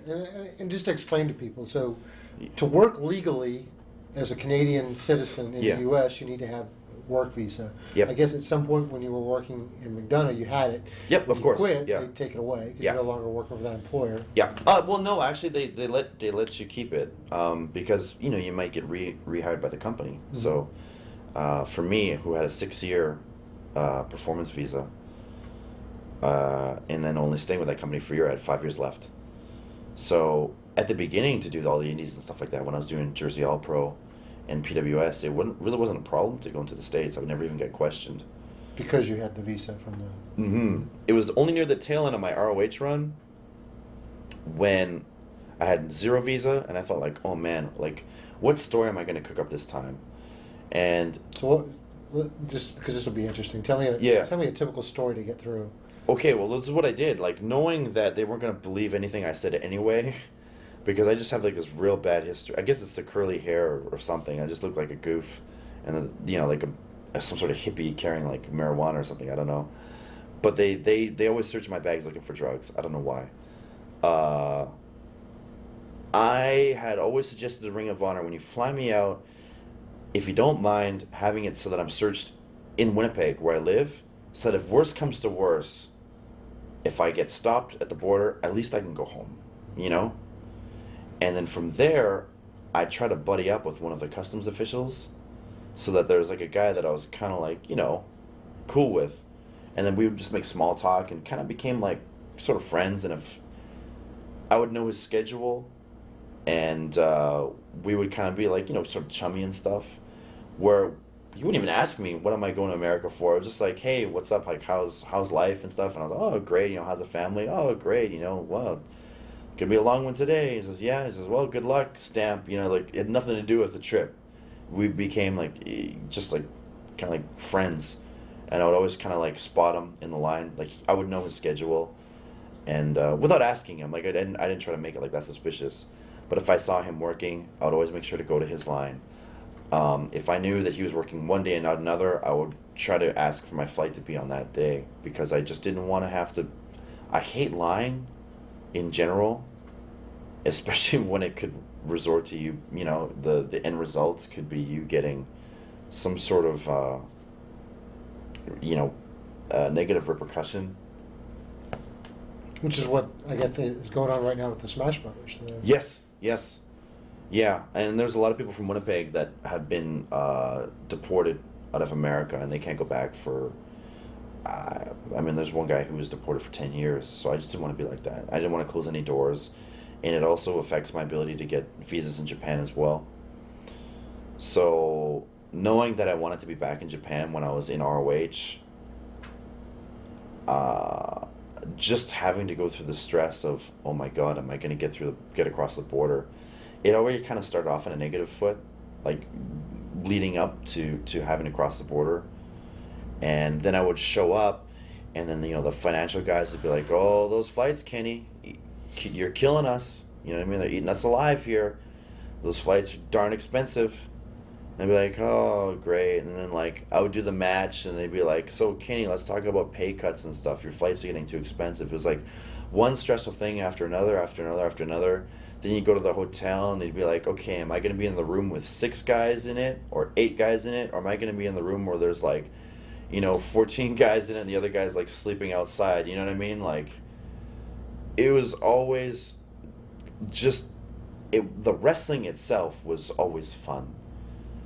And I didn't care if I wasn't a main eventer and stuff like that. I mean, I know I had, my fair share of them. But I always had fun in the matches. I was happy being a mid-card guy, doing stuff with Kenny King and all that. That was always real fun. Just to work with an athletic guy like that. But it was stuff before and the stuff after, and then in between shows, the emails, and it was always stuff to do with money, or I'm not good with stuff like that, really. When people are complaining about money and asking me to take pay cuts and stuff, it just it's stress, Mm-hmm.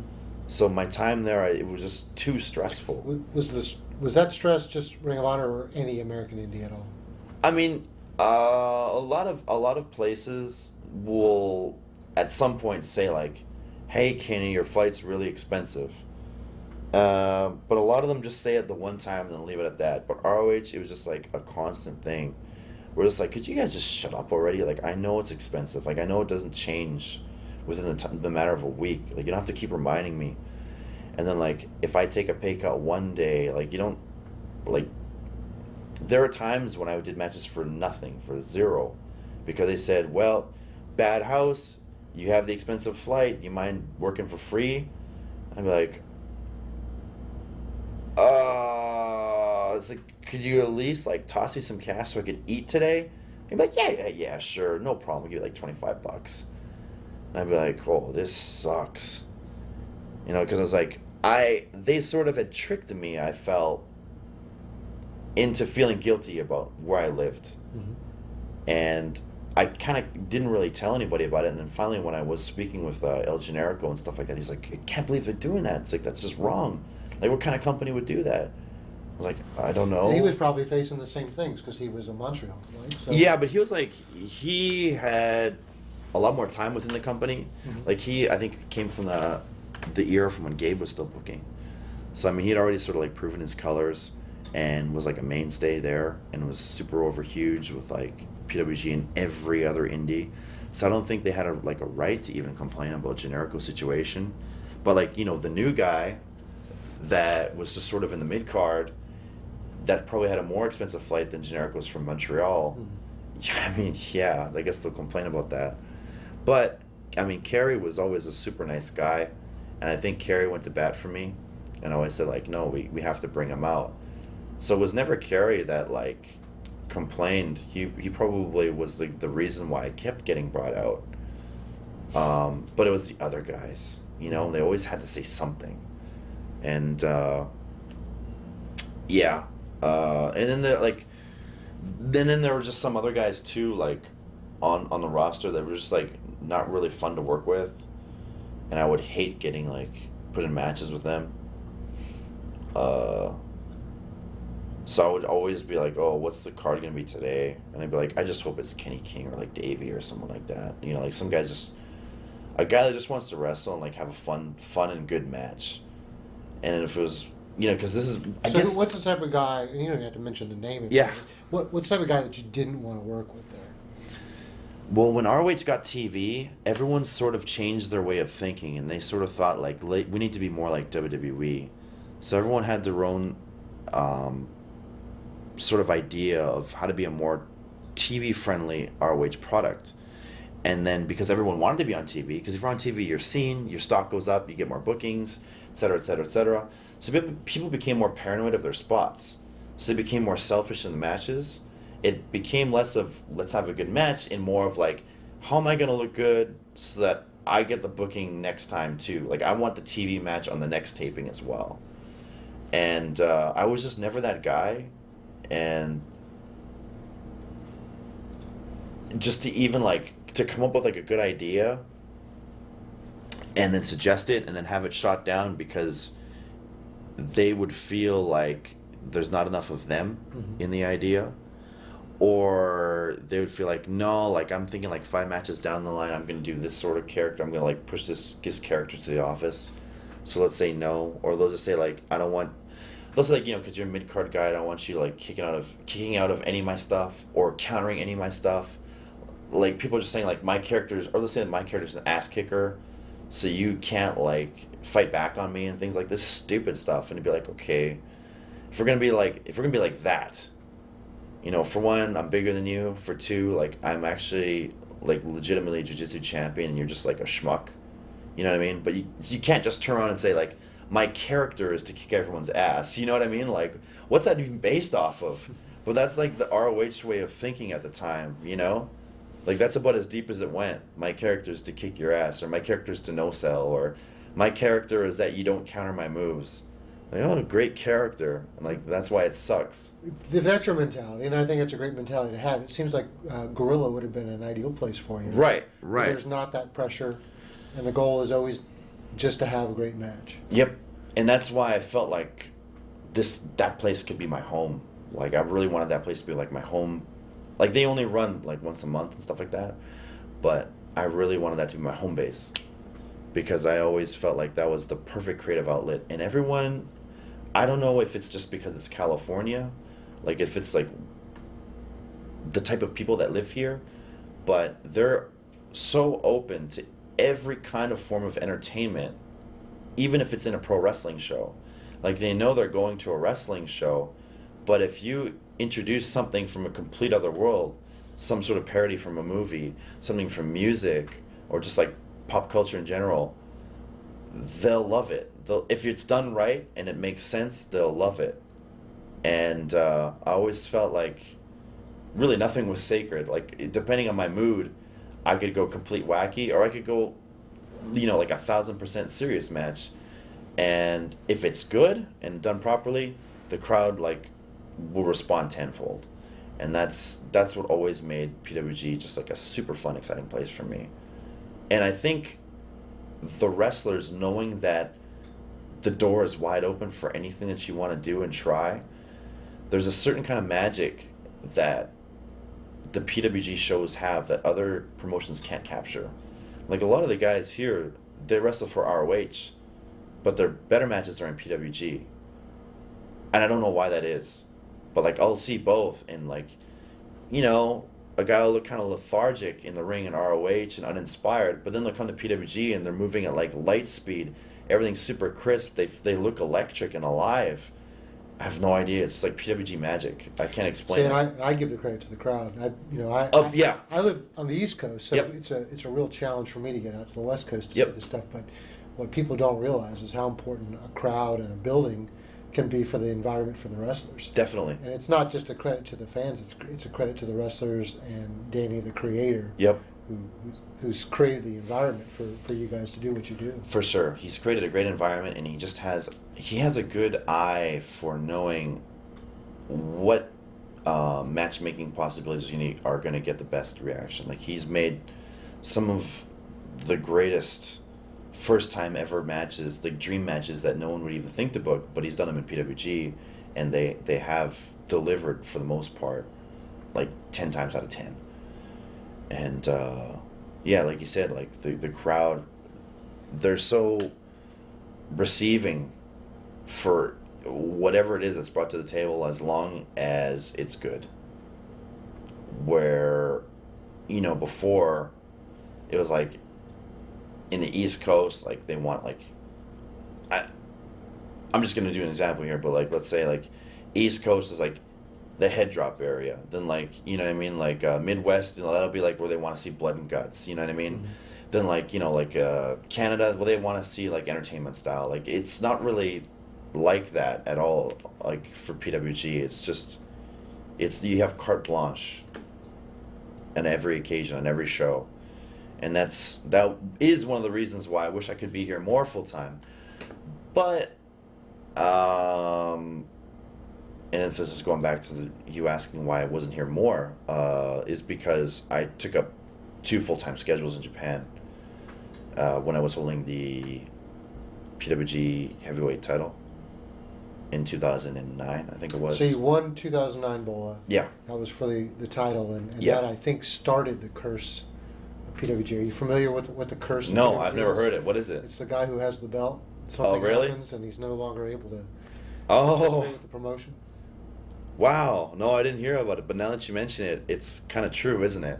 It is. Jeez, yeah, it really is. It was a long string of. Oh, jeez. No, that's okay. Yeah, but that's what happened. I was offered kind of like a long-term angle with New Japan, but then DDT still want to use me full-time with their schedule too. And I went over kind of like the short-term future for like next 6 months. And I said, Danny, like, I mean, do you know when the shows are going to be, like roughly? And he gave me some dates. Of course, nothing was confirmed 100%, but he's like, you know, what he was thinking. And I said, Danny, I don't know how to tell this to you, he says, but none of these are jiving with what I've been given. I said, I'm so sorry. And he's like, oh, okay. He says, well, do you mind missing those? And I was like, well, I kind of already, like, accepted the deal. And it was sort of like, you know, wow, wow, wow, wow kind of thing. And there was, like, no heat or anything like that. It was just, like, me not being experienced with managing, like, multiple schedules like that and stuff, I just thought we could make it work. And it just didn't. And it was kind of, like, crushing at the time where it was, like, just, like, suddenly I had to just let it go. Like, I had to let PWG go. And it was sad to think that, like, oh, you know, for a year, I'm not going to be able to, like, return here. And then, like, a year turned into 2, and then into, like, 3. And then I came back in 2012, I think it was, for the one appearance with Generico, which is, like, literally last minute. He was like, hey, there's a PWG show. And he's like, why don't you come out? And I was like, well, I'm off. He says, but it's, like, within less than a week. He's like, no, I'll talk to Danny. And I was like, hey, Danny, what do you think? Me, Kenny, Bucks, huh? And he's like, Bucks are already against, like, Dojo Brothers. He's like, I'll say it again, Danny. Me and Kenny versus the Bucks, huh? He's like, you know what? Now that you put it that way, and he changed the whole card. And I was like, I wish we could do a backs like what Kevin and Generico, the influence they've had over this company. Yeah. And some of the things we've seen. Yeah, and I was really like, once I had heard that they had really taken the thing with Knox to like a complete different level, I was really heartbroken that I couldn't be a part of it, because we had done all those backstage promos and we had driven the story forward with Knox and Generico, as like me and Chuck Taylor. So to not be a part of that, but then have it, you know, be with the Bucks instead, and then I think Steen and Generico, and then I think they did all those crazy matches with Knox and all that. I knew I'd missed out on something special, but I guess it just goes to show you, I mean, you can't be in 3 places at once. And it was naive of me to think that I could make it work, you know? So when we were coming over here and I was kind of prepping you for what we were going to discuss, I said, hey, you know, most of it's probably going to be Japan. I don't know how far we're in. We're pretty deep into the interview. We haven't really talked about Japan yet. Well, I mean, so I'm going to hit the fast forward button. Yeah, you could cut this all up however you like, you know, so it looks like we're talking more about one than the other. So the first time you really had an in with Japan, how do you get there? Because I mean, how do you get discovered? Yeah. To go to Japan. Yeah, that's the thing, is like there is no discovery anymore. Every place, the way guys are getting to Japan is a company will make a deal with a company in the States, and they'll say like, hey, we'll send one of our trainees over, send us a couple of your guys, and then that's how it works nowadays. But for me, it's a very strange story how I did a match in Jersey All Pro. I did like a title match against Danny DeMonto. when I was holding their belt. And I guess it was, at the time for me, I was like, that was the match for me in Jersey All Pro. It kind of really put me on the map. And there's this Japanese couple there, and they said, hey, we run a website, and what we try to do is that we try to kind of like recap the goings on the Northeast indie scene for fans in Japan that have an interest for it. So they said, would you like to do an interview for the site? You know, like you being a champion on the East Coast and also having, you know, some pretty cool matches and stuff. So in that interview, I had said, like, if I was able to go and wrestle for Japan someplace, I would want to wrestle for DDT Pro Wrestling, because I had seen some DVDs and they were doing some just crazy stuff, like wrestling like invisible wrestlers and the sex dolls and stuff like that. And I thought, like, this is right up my alley. Like, they let me do whatever I want to do. Like, I could get away with murder here. So I thought, like, that, it seems, and Ibushi was there too. And I thought, yeah, like, when I'm not wrestling like a blow-up doll, you know, I could go serious with Ibushi and have like those types of matches that, you know, a wrestling fan would want to see too. So I had said in the interview that I wanted to go to DDT, and that's it. Like, I let it sit on that for a bit, and then suddenly on MySpace at the time, I got a message from the woman that had conducted the interview, and she said, hi, we had done the interview, and it just so happens that someone from DDT had read the interview, and they want to offer you to come out for a month in the summertime. And then that from there was just how it all began. I stayed for a month in the summer doing DDT's beer garden shows, which is a thing they do where they have wrestling shows every day, and they serve like alcohol, and the wrestlers that aren't in the show are like cooking food, so they also serve food in the shows too. And I did like a comedy match in my first show. Second match was my best of 3 falls against Ibushi, and that was the match I won match of the year. And then the president was kind of like, oh wow, like, surprised, like you can actually wrestle and stuff too, so we'll put you against guys that can wrestle. So he changed all the cards after that, where I was doing these like kind of like hardcore-ish type match type stuff, but like, you know, able to show my wrestling ability too. And yeah, it was just a real fun tour.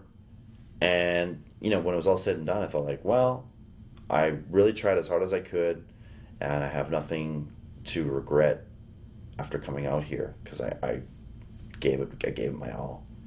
I thought it was over, and I sort of was able to kind of let it go. And but it was just the beginning.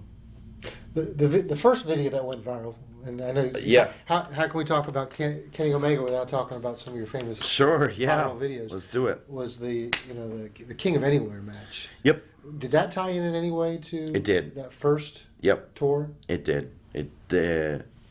I had received that MySpace message from that woman, and she'd said DDT wants to hype you in some way, but they don't want to do it in written fashion. They want to show something, and they said they want to have it so that they can also talk about it in the newspaper as well. So it has to be like a visual thing. They said they just want to show how crazy you are, and that you're willing to like take it to the extreme when you face Kota Ibushi. So they said, like, however it is you want to do that, it's in your ballpark. See, a normal person would have said, all right, well, let me cut my 45, 60-second promo. Right.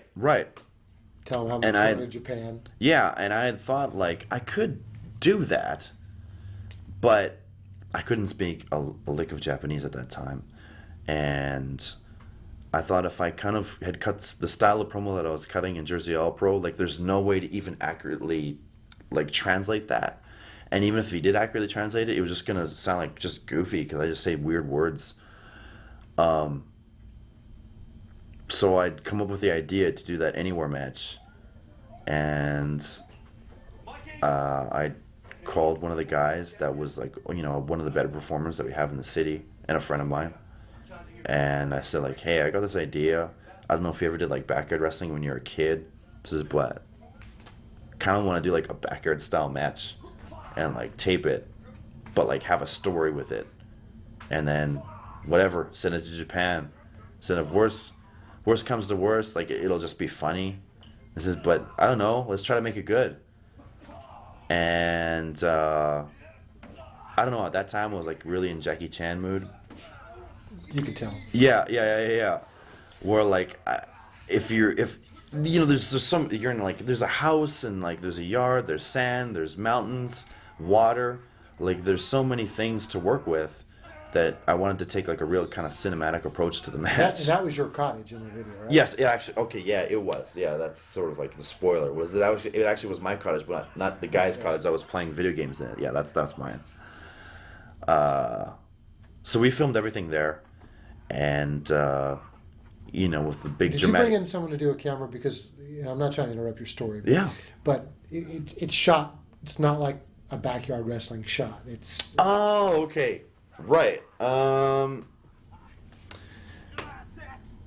The guy that taped it is just a dude. Like, he's just a guy that held a camera, and because I knew that people might not bite on it, on like the match itself, like if it was like a full length match, we really like sliced it up, and there were times when there'd be like a dramatic scene change. For example, like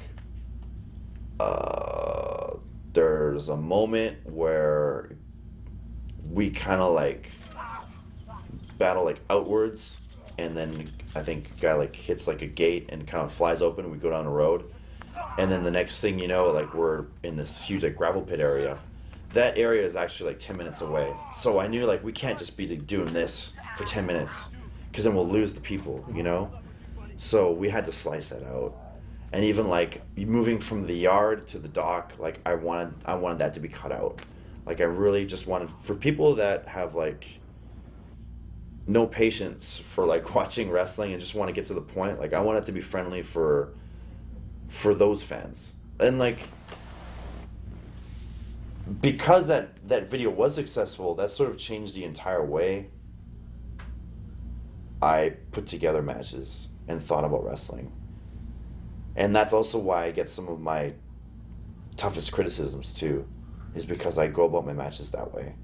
I wrestle for people that aren't wrestling fans, which is why like wrestling, like people that are very passionate about wrestling sometimes hate what I do.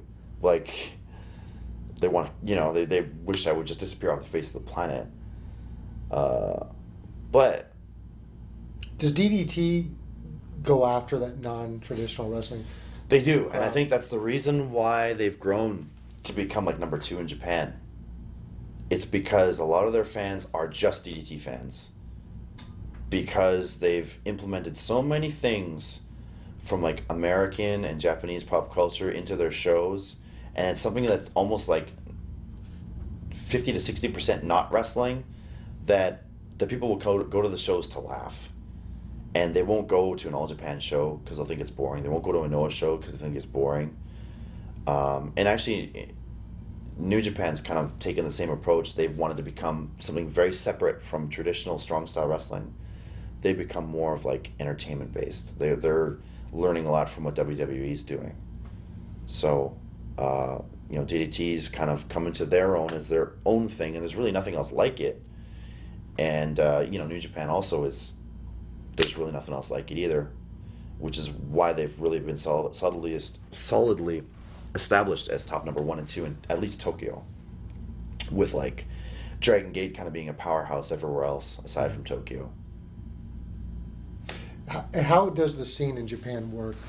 Like, is it a lot of cooperation among the groups now, or are there lines? You, like, as a performer in DDT, obviously sometimes you'll work for New Japan. I think there's certainly a level of mutual respect between all performers. If you run into someone on the street, it doesn't matter what office they're from. I mean, everyone's friendly, and they'll shake your hand, and you know, there's, regardless of what the office is, you know, what resentment they hold towards one another, there's absolutely none between the wrestlers. But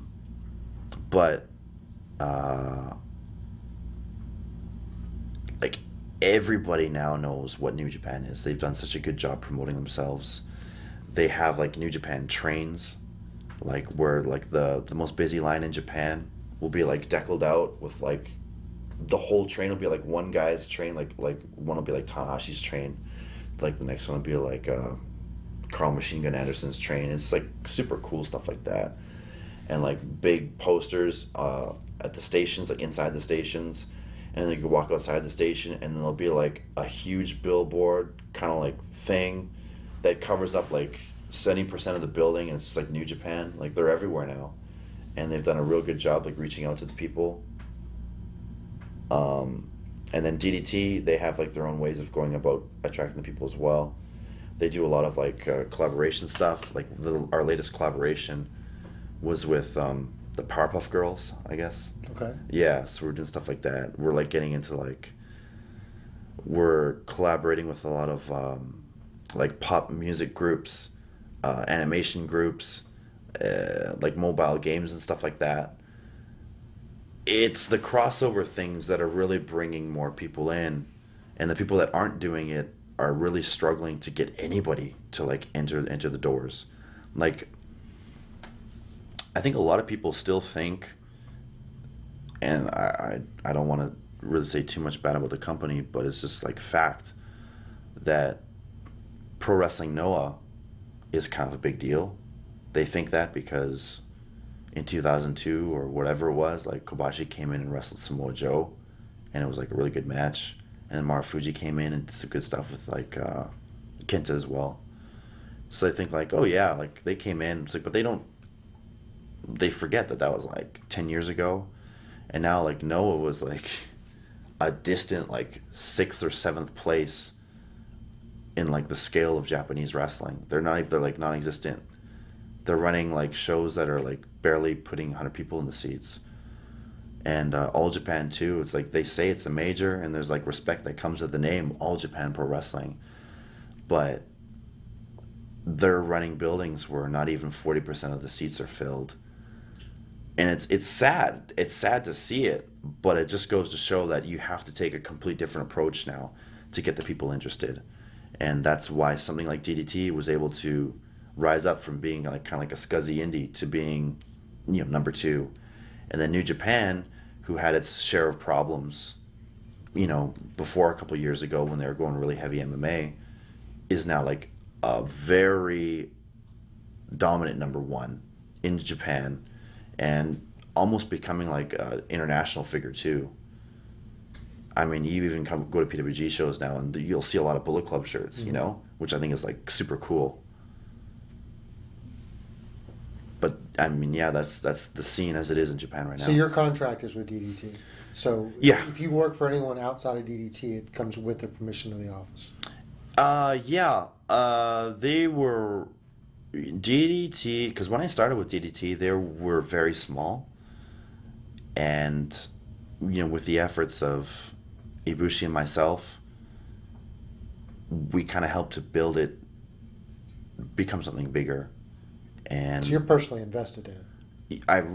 That was sort of like when DDT kind of brought me on board, and I was sort of part of like the DDT family. I took a lot of pride in, you know, I've always just wanted to be part of a team, like being part of being like before I went to WWE. A reason why I wanted to be part of Noah is because I wanted to be like part of the Noah team. I wanted to have the tracksuit and say like, yeah, I'm like a member of this family. This is my team.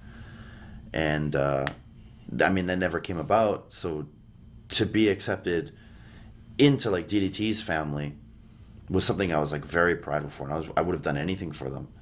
So, you know, that's why I did like my most like extreme type stuff was for them. I used a lot of my best like ideas for the matches I did with that company. And, you know, I studied as much as I could to learn Japanese because I wanted to be able to communicate with the fans more on behalf of the company. A lot of the things I did was just because I wanted DDT to become bigger and better. And, you know, I wanted that original type of style to be seen by more people. And I think Ibushi felt the same way. So, like, we would have our wrestling matches when we felt that it was needed, but then we would also show, like, the more creative side of things, too. You know, in front of, like, a large crowd to try to introduce like a complete new element to wrestling that people hadn't seen, like wrestling with like the blow up doll and stuff like that. It's been a goal of like New Japan. It's been a goal of Dragon Gate to kind of try to penetrate the U.S. market. Has it ever been discussed within DDT to try to bring there? Because I know a lot of people have tried to bring Ibushi and yourself over. Yep. It just seems like the schedule just hasn't allowed it. Right. Yeah, DDT always tries to have like one huge announcement every year. And I don't want to spoil anything, but I mean, the president talked to me about the big announcement next year being that they want to go worldwide. And I don't know if that means an American stop or a Canadian stop or anything in North America yet, but they definitely hope to expand their horizons a little more than what they have been. Because right now we're really, really based out of Tokyo and slowly becoming more popular like outside in like the country type areas. We're doing like a lot of touring, and the schedule's really picked up because we want like more product awareness. And I think like if our recent big show is like any indicator, you know, being like a sellout at like a huge arena that seats like 10,000 people, 12,000 people depending on the setup, you know, we can take the next step kind of comfortably. So I think like the next, we're going to, you know, creep up to like the 15,000 capacity. And then I think eventually, depending on how everything goes, I mean, they definitely want to attempt a Tokyo Dome show eventually. I mean, they've said it, but right now we don't seem quite there. But everywhere we're going has been selling out, so they want to just, you know, challenge the next step, at least to see if they can do it or if there's a possibility. And they do think that, you know, if they think that if New Japan, being the number one, is able to kind of go beyond the boundaries of Japanese borders, that DDT can go somewhere else and be successful too. Perhaps not America, but I mean, I've heard things like, and this might sound strange, but like they've heard of, they've been talking about maybe trying Malaysia or like Vietnam and places like that, places that don't really have wrestling, but it might catch on. Sure. It's exciting, and for me, if I'm part of the company at that time, to be able to travel to these places that I wouldn't otherwise have a chance to go to, I mean, I think it's really cool. You mentioned you almost started talking in Japanese earlier in our conversation. When you dream, do you dream in Japanese or in English? I'd actually heard that when I was having a lot of trouble struggling with language, I hit kind of like a wall, and I felt like I wasn't, even if I had asked my best friend out there, Michael Nakazawa, who he went to college in the States, so he kind of speaks fluently both. If I asked him some sort of new grammar or word, he would teach it to me, and I would forget it right away. So I was feeling like I wouldn't learn any more than I'd already known. And then he said, "Okay, well, just keep listening, and the indicator of knowing that you've made a big jump is when you start dreaming in another language."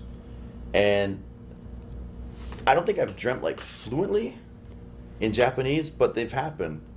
And I have felt that, at least in my conversational skills, like in Japanese, that they've gone up considerably. And people have said that they've kind of noticed an increase as well. And I mean, I feel like I'm thinking less and that I'm stumbling over my words less. But I don't know. I try. I'm embarrassed to watch myself speak Japanese when I see videos and stuff. So I don't actually watch my promos and all that. I'm always amazed by Americans, or it could be any, when you work in a different country, Yeah. and there's not a commonality of a language, how sometimes you can put on a great match with somebody with the inability to communicate through language. Yeah. Have you ever run into that, maybe even earlier in your Japanese career, where it was a barrier to maybe reaching the top level of a performance? Yeah. I find too that, not necessarily with myself, but with other people, some Japanese people will purposely feign ignorance so that you can't explain your idea to them. Like, you can use body language and use like universal words that anyone will understand, but they'll just pretend that they don't understand because they don't want to do it. You know what I mean? It's easier than saying no. Yeah, exactly. So, in cases like that, like they've happened to other people a lot. I've witnessed it, and then if it has, I'm sure, like, I can't remember like a specific instance, but I'm sure like before I could speak any Japanese, that this probably happened to me too. But now that I can speak it, it's like even if they pretend they can't understand me, I'll just repeat it and say like, you know what I mean, you son of a bitch, and we'll either do what what I wanted to do, or we don't, but at least I'll get a straight answer from the guy instead of like, what are you talking about? That happens a lot. And I guess it goes both ways too, technically. Sure. Like, Generico also had a lot of success. Yep. Working there. Why have we not seen more Americans maybe going over to DDT and succeeding? I think that's because you have to be a complete all-rounder to be in DDT. People think that to be in an indie should be easier than going to New Japan because it's like a level down. But by definition, you'd think that. But in actuality, because an indie has less money to spend than like a big major promotion like New Japan, the guy that you bring in has to be like the goods. You can't waste money. Like, they have to be someone that is a sure investment. And when DDT had asked me, do you know of a guy like that? Like, we can't be wasting thousands of dollars in flights and like guarantees and stuff like that when every dollar really counts for a lot in this company. And I said, yeah, actually I do know a guy. And that's how Generico got his start there, and he hit home runs since his first match out. And I knew he would. He never has bad matches, so yeah. And I also at that time too, I said like, we need to get the Bucks out here too. And the problem was though, like DDT, being an indie, having all their funds tied up, like they couldn't even afford to bring two guys out at once. Yeah, it's two flights down. Exactly. Yep. But that's the reason why Generico was. I mean, he understands. I mean, even without watching DDT's, like being completely familiar with the product, if he just sees what it's about, he can adjust his style accordingly. And he has like no qualms about being too serious or too joking. It's like whatever the fans will eat up, like that's what he's gonna do. And that's what he did. Like it was, some of his comedy matches were super fun, and then he would have super serious matches too when he was the champion. I mean, all his matches with Ibushi were all very serious. I did a match with him that was really serious. He did like ladder matches and stuff like that. But then there were other matches he did where he was doing like dancing to music that was playing while you were wrestling at the same time. But he knows the balance, and that's why he was able to do so well there, and without even having to speak any Japanese. It was amazing. Does it hurt you in any way? And I know you're happy for your friends, but does it hurt you in any way to see the talent that you lose when guys like Generico and Devitt go to WWE? Yeah. Especially since like Generico was really sort of like I lived in the dormitory in DDT, and the way our dormitory situation is set up is that it's two houses like side by side together, and then there's like the one house that has like the weights in it and the bottom and the kitchen, and then upstairs there's two big rooms, and then I'm one, and then the other room beside me was always empty, and then the other house is just like where all the other trainees are. They just kind of like took over. And once Generico started to come in, it was like that was his room, that empty room beside me. So it's like I always had something to look forward to, like every month when Generico would come in, we would hang out, we would watch like 80s action movies and stuff like that.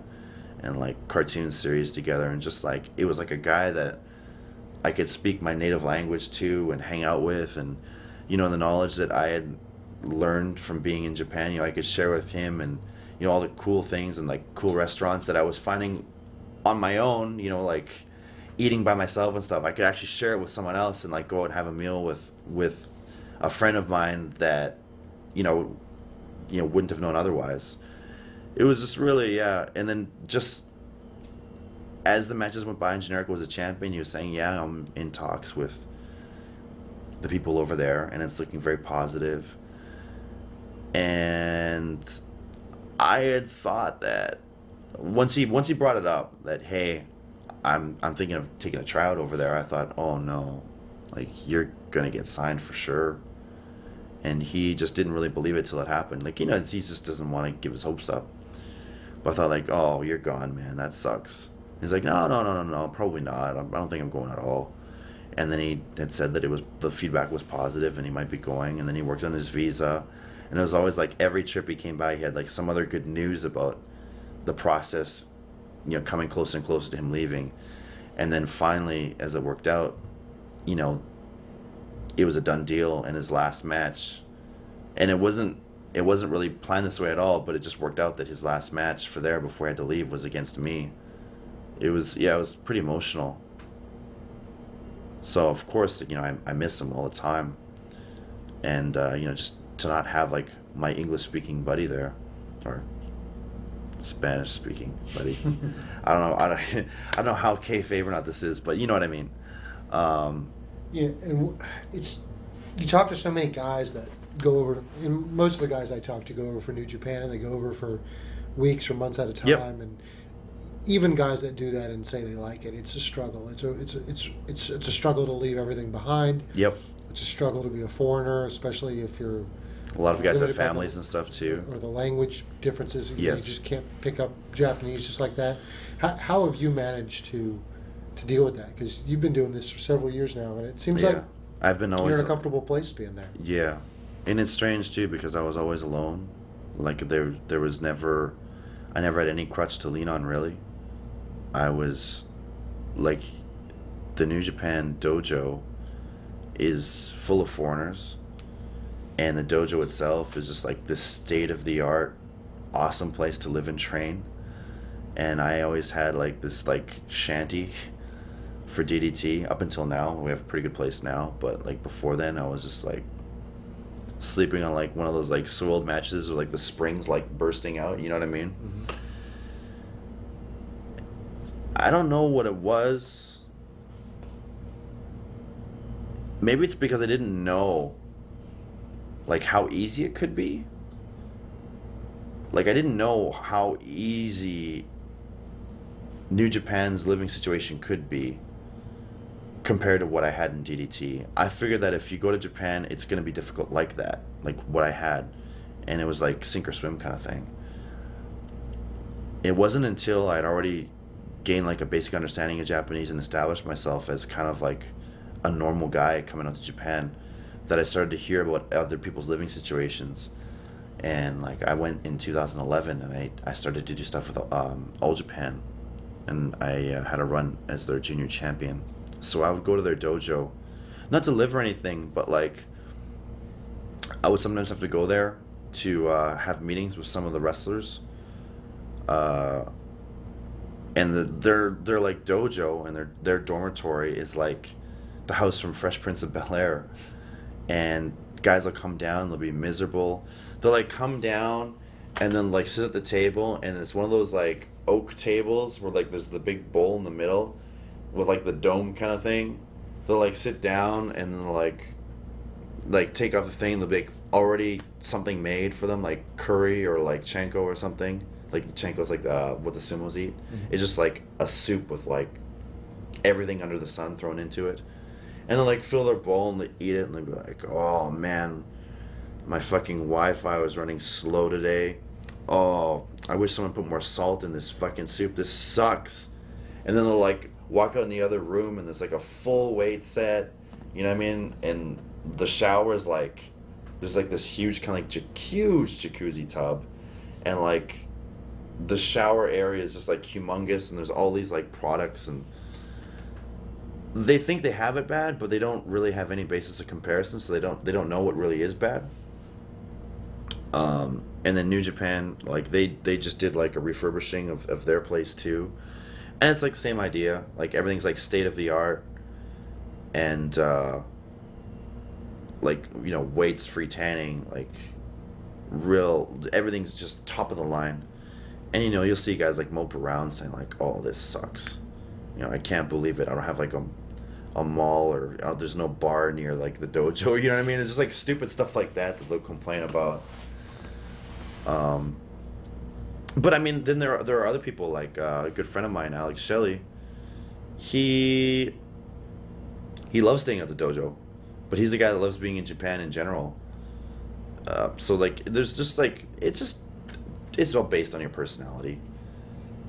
But I think, like I said, I didn't know how like barely livable my situation was compared to what other people were putting up with. So I just felt like, you know, I got to take my licks now and prevail, so that maybe, you know, when I become something, some kind of like star, hopefully in Japan, that, you know, my living situation will change. Is that your goal now? Changes all the time, man. It's like, my first goal was just to go to Japan and then put all on the line, have no regrets. Then that worked out. My next dream from there was to help build DDT into something that wasn't just like a joke indie, like a sleazy indie fed. And now we're like number 2, a solid number 2. And so I feel like, oh, that's great. And now I'm starting to feel like, and as I'm getting like older and I'm like feeling hurt every day, I'm starting to like think about the more selfish kind of goals, you know, like maybe we start thinking about what kind of money I'm making, you know, and something that'll lead to a more stable future. The money in Japan is good enough to where you could make it your full-time job. Like, I don't have to go back to Canada and like work part-time, or I don't have to work part-time in Japan or anything like that. But you know, you hear about what like top guys in WWE are making, it never compares to that. So I guess if I was to say like what my goal is now is, you know, I don't want to be doing well for a foreigner, if that makes sense. I want to be doing well for like a Japanese superstar, like a Japanese wrestler. I want to be like one of the top like Japanese guys. Do you believe as DDT continues to grow, necessarily that goal comes with it? Definitely. I mean, like I'm one of the top guys of that company already, and like being number 2, it sort of like defaults me as like sort of a major player in general, because, you know, I'm appearing in all the magazines and stuff like that, and appearing on TV all the time. But, you know, New Japan just being a much bigger company, you know, it's tough competition for me to stand out above that. Like the people that, it just seems that the people that are there, they'll always be taken more seriously. And I love being able to do the comedy and all that, but I guess I'm at the point where now that I feel more banged up, it's time to buckle down and kind of get to work a little bit. I want to show not just my once a year New Japan like Best of Super Junior type stuff. I would love to have a more serious run in New Japan, and hopefully if that came about, that I would have more time to do PWG as well. But yeah, that's sort of my goal, is just to not be like every other foreigner that goes to Japan or New Japan, to be like just a guy. You know what I mean? Like okay, for like AJ's. Are you? I was gonna say, yeah. You beat me to it. Are you envious of the spot AJ has? He leaves TNA TV comes in, they give him the belt. Right. Okay. I'm sort of glad you said that. You know, because it's tough to me to bring that up. It's gotta be tough. Yeah, it is. It's like Japan's a place where I've like given everything for, just to even get like invited to wrestle for New Japan. You know what I mean? And to see that, you know, a guy like AJ, who's awesome, and I'm never ever gonna say anything bad about AJ. Like, there's no way. To come in, just walk in and win the belt, it's like, oh shit. Maybe if I had tried harder in the American scene, that I just would have been called up to be like a huge deal right off the bat. But instead, the way I went about it was start off as a nobody and work my way up from there. And I've done like a ton of cool. I've done enough to say where I think there might be no one to duplicate what I've done in Japan. Like, I don't think there's any foreigner that's ever won 3 matches of the year in Japan.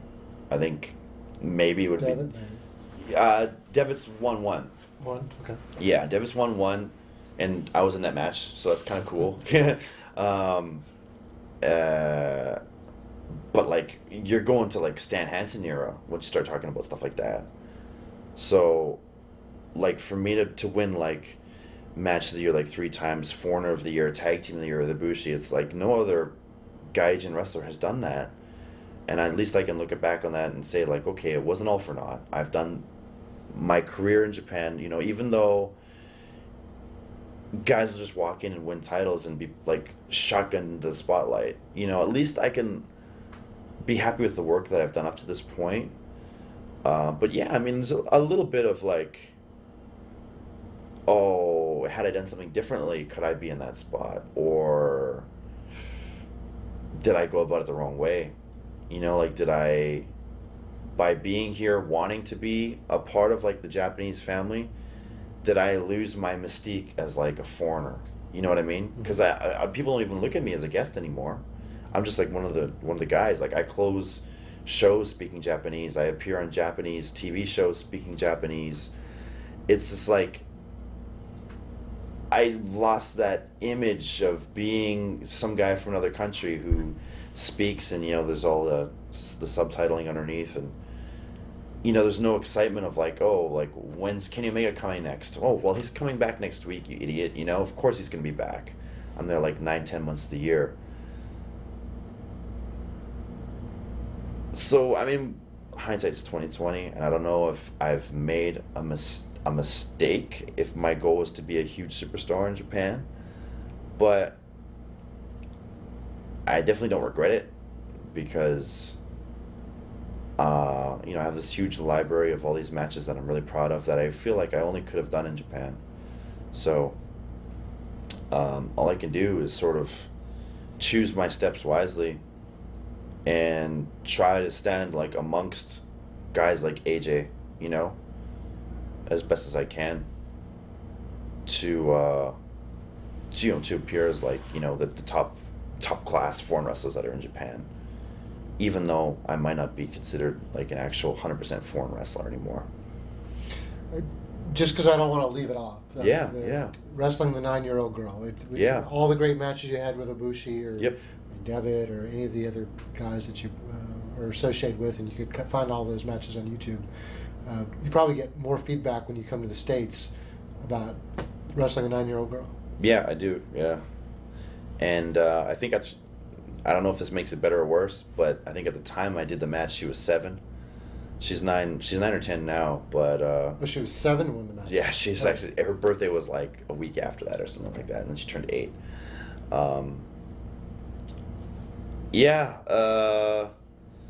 I still remember getting the call where my friend, who kind of acts as like a liaison between the office and me, he had said, hey, there's this booking, it's on the same day of our big show, and but you'll have enough time to make it after to our big show, but I don't know if you want to take it, but it's there if you want it. Yeah, what is it? Is it easy? That was my first question. Like, is it easy? And he's like, I don't know. It depends. Okay, just cut to the chase. What is it?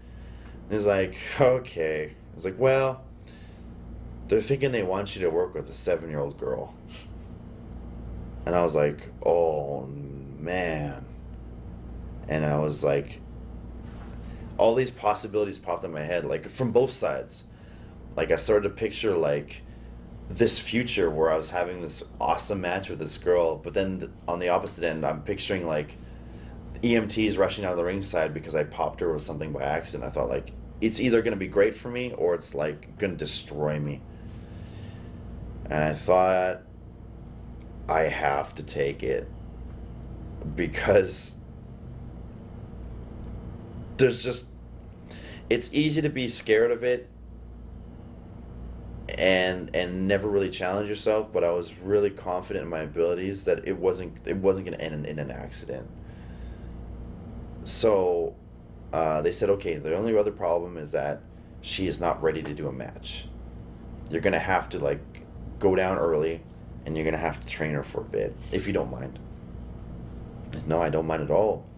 I said, actually, I'd kind of prefer it, you know? Like, I want to see what I'm getting myself into. So, luckily, the place they'd been renting out was a place that was near where I was living. It was, like, quick, like, 10-minute train ride. And, yeah, I'd worked with her, and I said, like, okay, what can she do?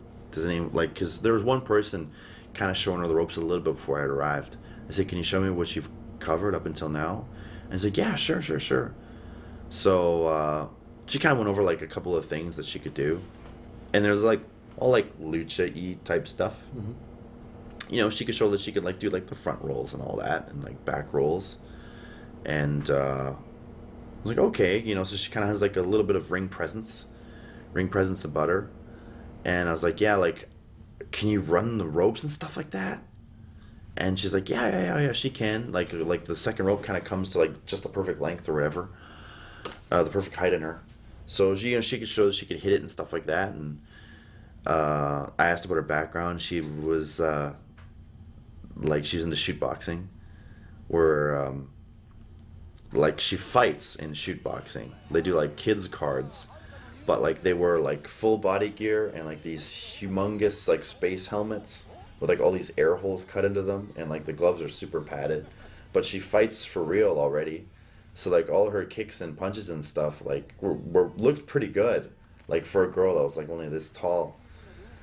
And I said, like, okay, we'll have, like, less than a week. I kind of only want to train you to know enough to get through this match, because there's just not enough time, and I really want you to look like you know your stuff. So, but I can't cover, like, all of wrestling and then say, let's just make a match, you know what I mean? So let's go over, like, some of the things that you feel comfortable, like, some of the movements you're comfortable with. And I knew, like, her kicks were all good and all that. I said, like, yeah, let's come up with some cool kicks that you can do, like, show that off. And yeah, aside from that, like, you know, I'm just a bigger guy, like, I can muscle you around in anything. So we'll go over some, like, you know, kind of like lucha-y type stuff. And then I'll just, like, go in the think tank for a little bit. So the first couple days were just, like, working with her, and then she would, like, if I taught her something, she would do it with me. And then one of the other girls, because it was a female promotion, she would go in with, like, another one of the girls. And then if she could do it with one of them looking good, I was sort of, like, confident that she could just do it in any situation. And then we would move on. And then, you know, as days would go by, we just kind of, like, increase difficulty level. And then finally, like, the day before the show, we started to actually kind of talk about, you know, we have this thing coming up. It's the big match, the big debut match. You know, please tell me what you feel comfortable with, and if you're nervous or scared, or, you know, like, I didn't want to make her feel like she was fearful of anything that was going to happen in the ring. And she's a champ, you know. She wasn't afraid to do anything, wasn't afraid to take anything. She was even, like, not having done anything, she even, like, did, like, the dive to the outside and stuff like that, like, real cool stuff. Like,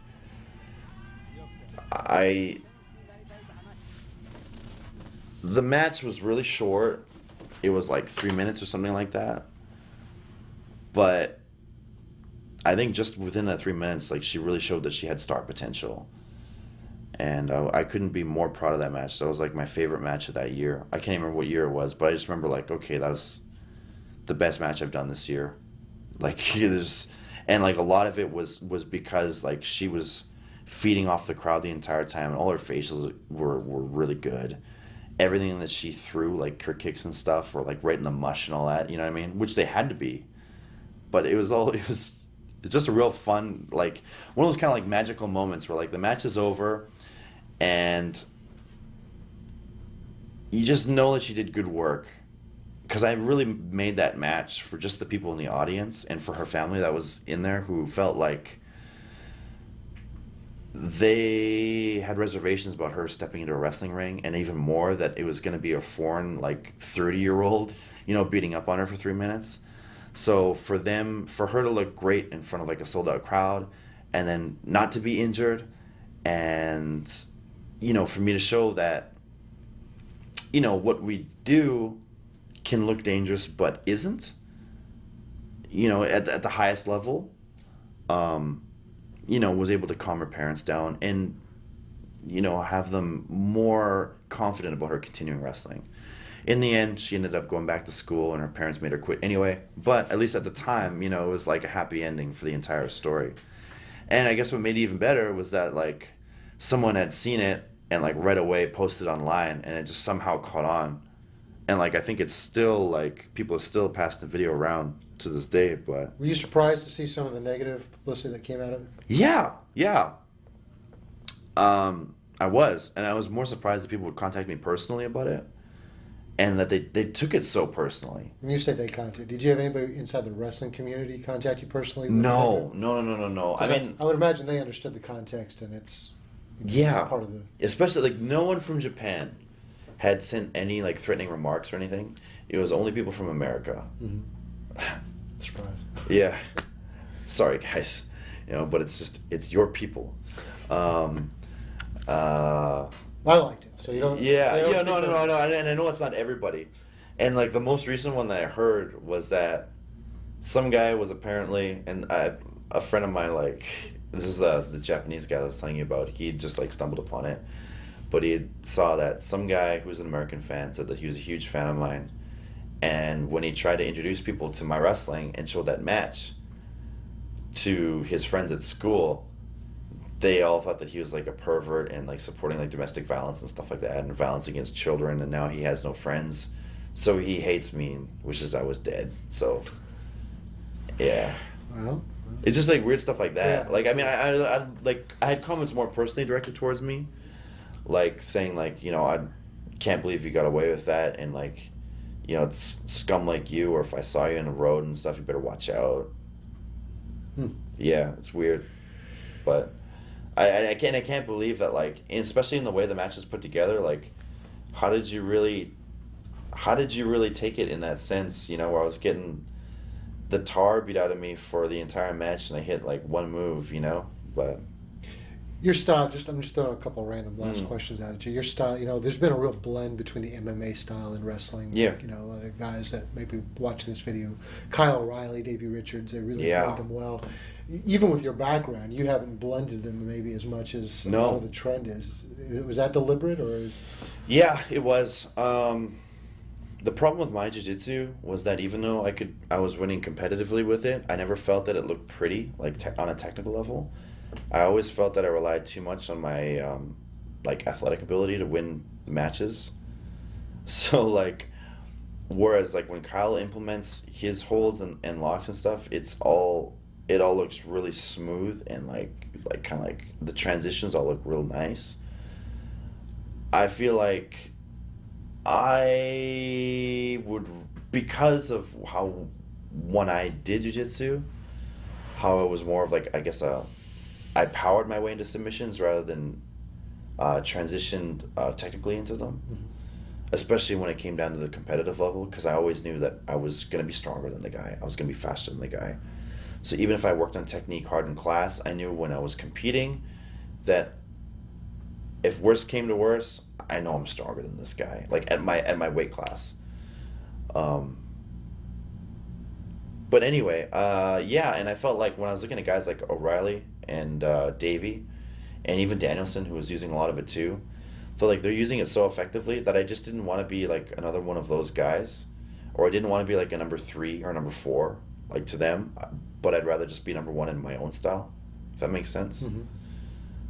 I mean, sometimes I use like the holds and stuff, but I didn't want to base my offense around that, because I felt like I would sort of lose my own identity, and that's also another reason why I don't really like wrestlers that use like kicks too much in America, because there are a lot of wrestlers in Japan that have like real legitimate kickboxing training and have like fought professionally in Thai kickboxing, and or like even at like a K3, 2, or 1 level, that are throwing like really good looking kicks. And then you have guys in America who've never trained a class, like the most they've done is like 1 Taibo class, you know what I mean? And they're throwing kicks just because they like the noise it makes, or because people think like stiff wrestling's cool. It's like that, you know? Like I wouldn't want to do something if it doesn't look either the best or like really original and unique in its own way. And I felt like if I started to implement too much jiu-jitsu, that it just wouldn't look as good as the best guys that are using it. So that's why I wanted to shy away from it. You have so much unique stuff in your repertoire, and you know, and obviously everybody steals a little bit from here, a little bit there to do it. But if I screw up the name of this move, sure. the Kreuzrath, where you put them on the shoulders and catch them, I don't think. I mean, a lot of the dives to the outside, it just takes balls to do. You know, it's not exactly you know, the physical tools that you need, but just the transition from getting a guy on the shoulder to the spot to hold him to give him the belly to back suplex. I mean, I just look at it, I'm just like, wow, that's amazing. I don't think a lot of guys that would say, you know, let me study that move and try it. I bet you there's guys that they tried 1,000 times and couldn't get it. Yeah. How did you come up with that? That's okay. Well, I could explain how I came up with it, and then I could explain also why I started to use it. I was playing Tekken 3.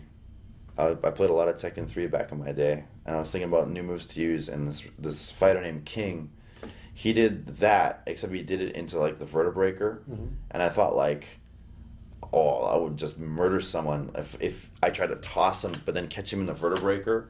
It was supposed to like look gruesome, like it's like a fighting game. It's a game. Yeah. So like, what could I do that's more applicable in like a pro wrestling environment? And that's why I came up with like toss into the German. And I didn't even know if I could do it, and then I didn't know how the fans would react. But then the first time I did it was on kind of like a real small show in Jersey, and they just like went nuts. And so my mistake there was just like using it just to get a reaction. And then I remember Hero actually pulling me aside and saying like, dude, stop wasting that move. It's the nicest thing you got. Like, you have to really start like putting more faith in that as like a finish. And I said, you know what, Hero? You're right. So that was it. I was like, it's my finish now, you know? And yeah, the reason why I decided to stick with it as like one of my high-end moves is just like you said. I like to have a style, and the way I do my moves and stuff, I like to have it where if people even tried to imitate it, that it's not going to look anything the way I do it. That's kind of why I push myself to train like harder and stuff. I try to bring like this level of like energy where just a guy off the street, or just like the average like weekend warrior indie guy, would never be able to imitate it. Like, I really want to show that I'm kind of like part of the elite. And a lot of people don't. Some people pick up on like little like details like that, but it's just more of like a pride thing for me. Like, if I'm wrestling at the level that I'm at now, I don't want some guy who's just kind of doing it as a hobby to say like, hey, I can do all this stuff you can do. What are you doing up there? You know, so I really want to be able to have like a type of original offense that only really I can do. And even if someone can do it, you know, I want the Kenny Omega version of it to look like original to me. Mm-hmm. So that's the Kreuzrath was one of those. And I have actually since seen like quite a few people, even people in major promotions, try to use it and it just doesn't work out. So I was kind of happy about that. Yeah. Well, great. I mean, you're such an interesting guy, and you're one of my favorite guys to watch because, you know, being surrounded about wrestling, you see so much of the same stuff. But You do, when yeah. when you see Kenny Omega, it always feels like it's something original, and I appreciate that artistic side of it. Oh, thank you Appreciate very the much, talent yeah. involved with it. And we wish you nothing but the best of luck. And we didn't even talk about it, but for people that want to check some of your stuff out on YouTube, there's a tremendous amount of great stuff. There is, yeah. Matches with New Japan. And if you want to see something that's even a little different, go look up the Sissy Slap Party. Oh, Something yeah. like that for people who just want to see the other side of Kenny Omega. My short-lived film career, yeah. So thanks again, Kenny. I Yeah, appreciate thank you very it much. so much. Yeah, and we'll do it again some other time, next time I'm back in the States. Absolutely. Yeah.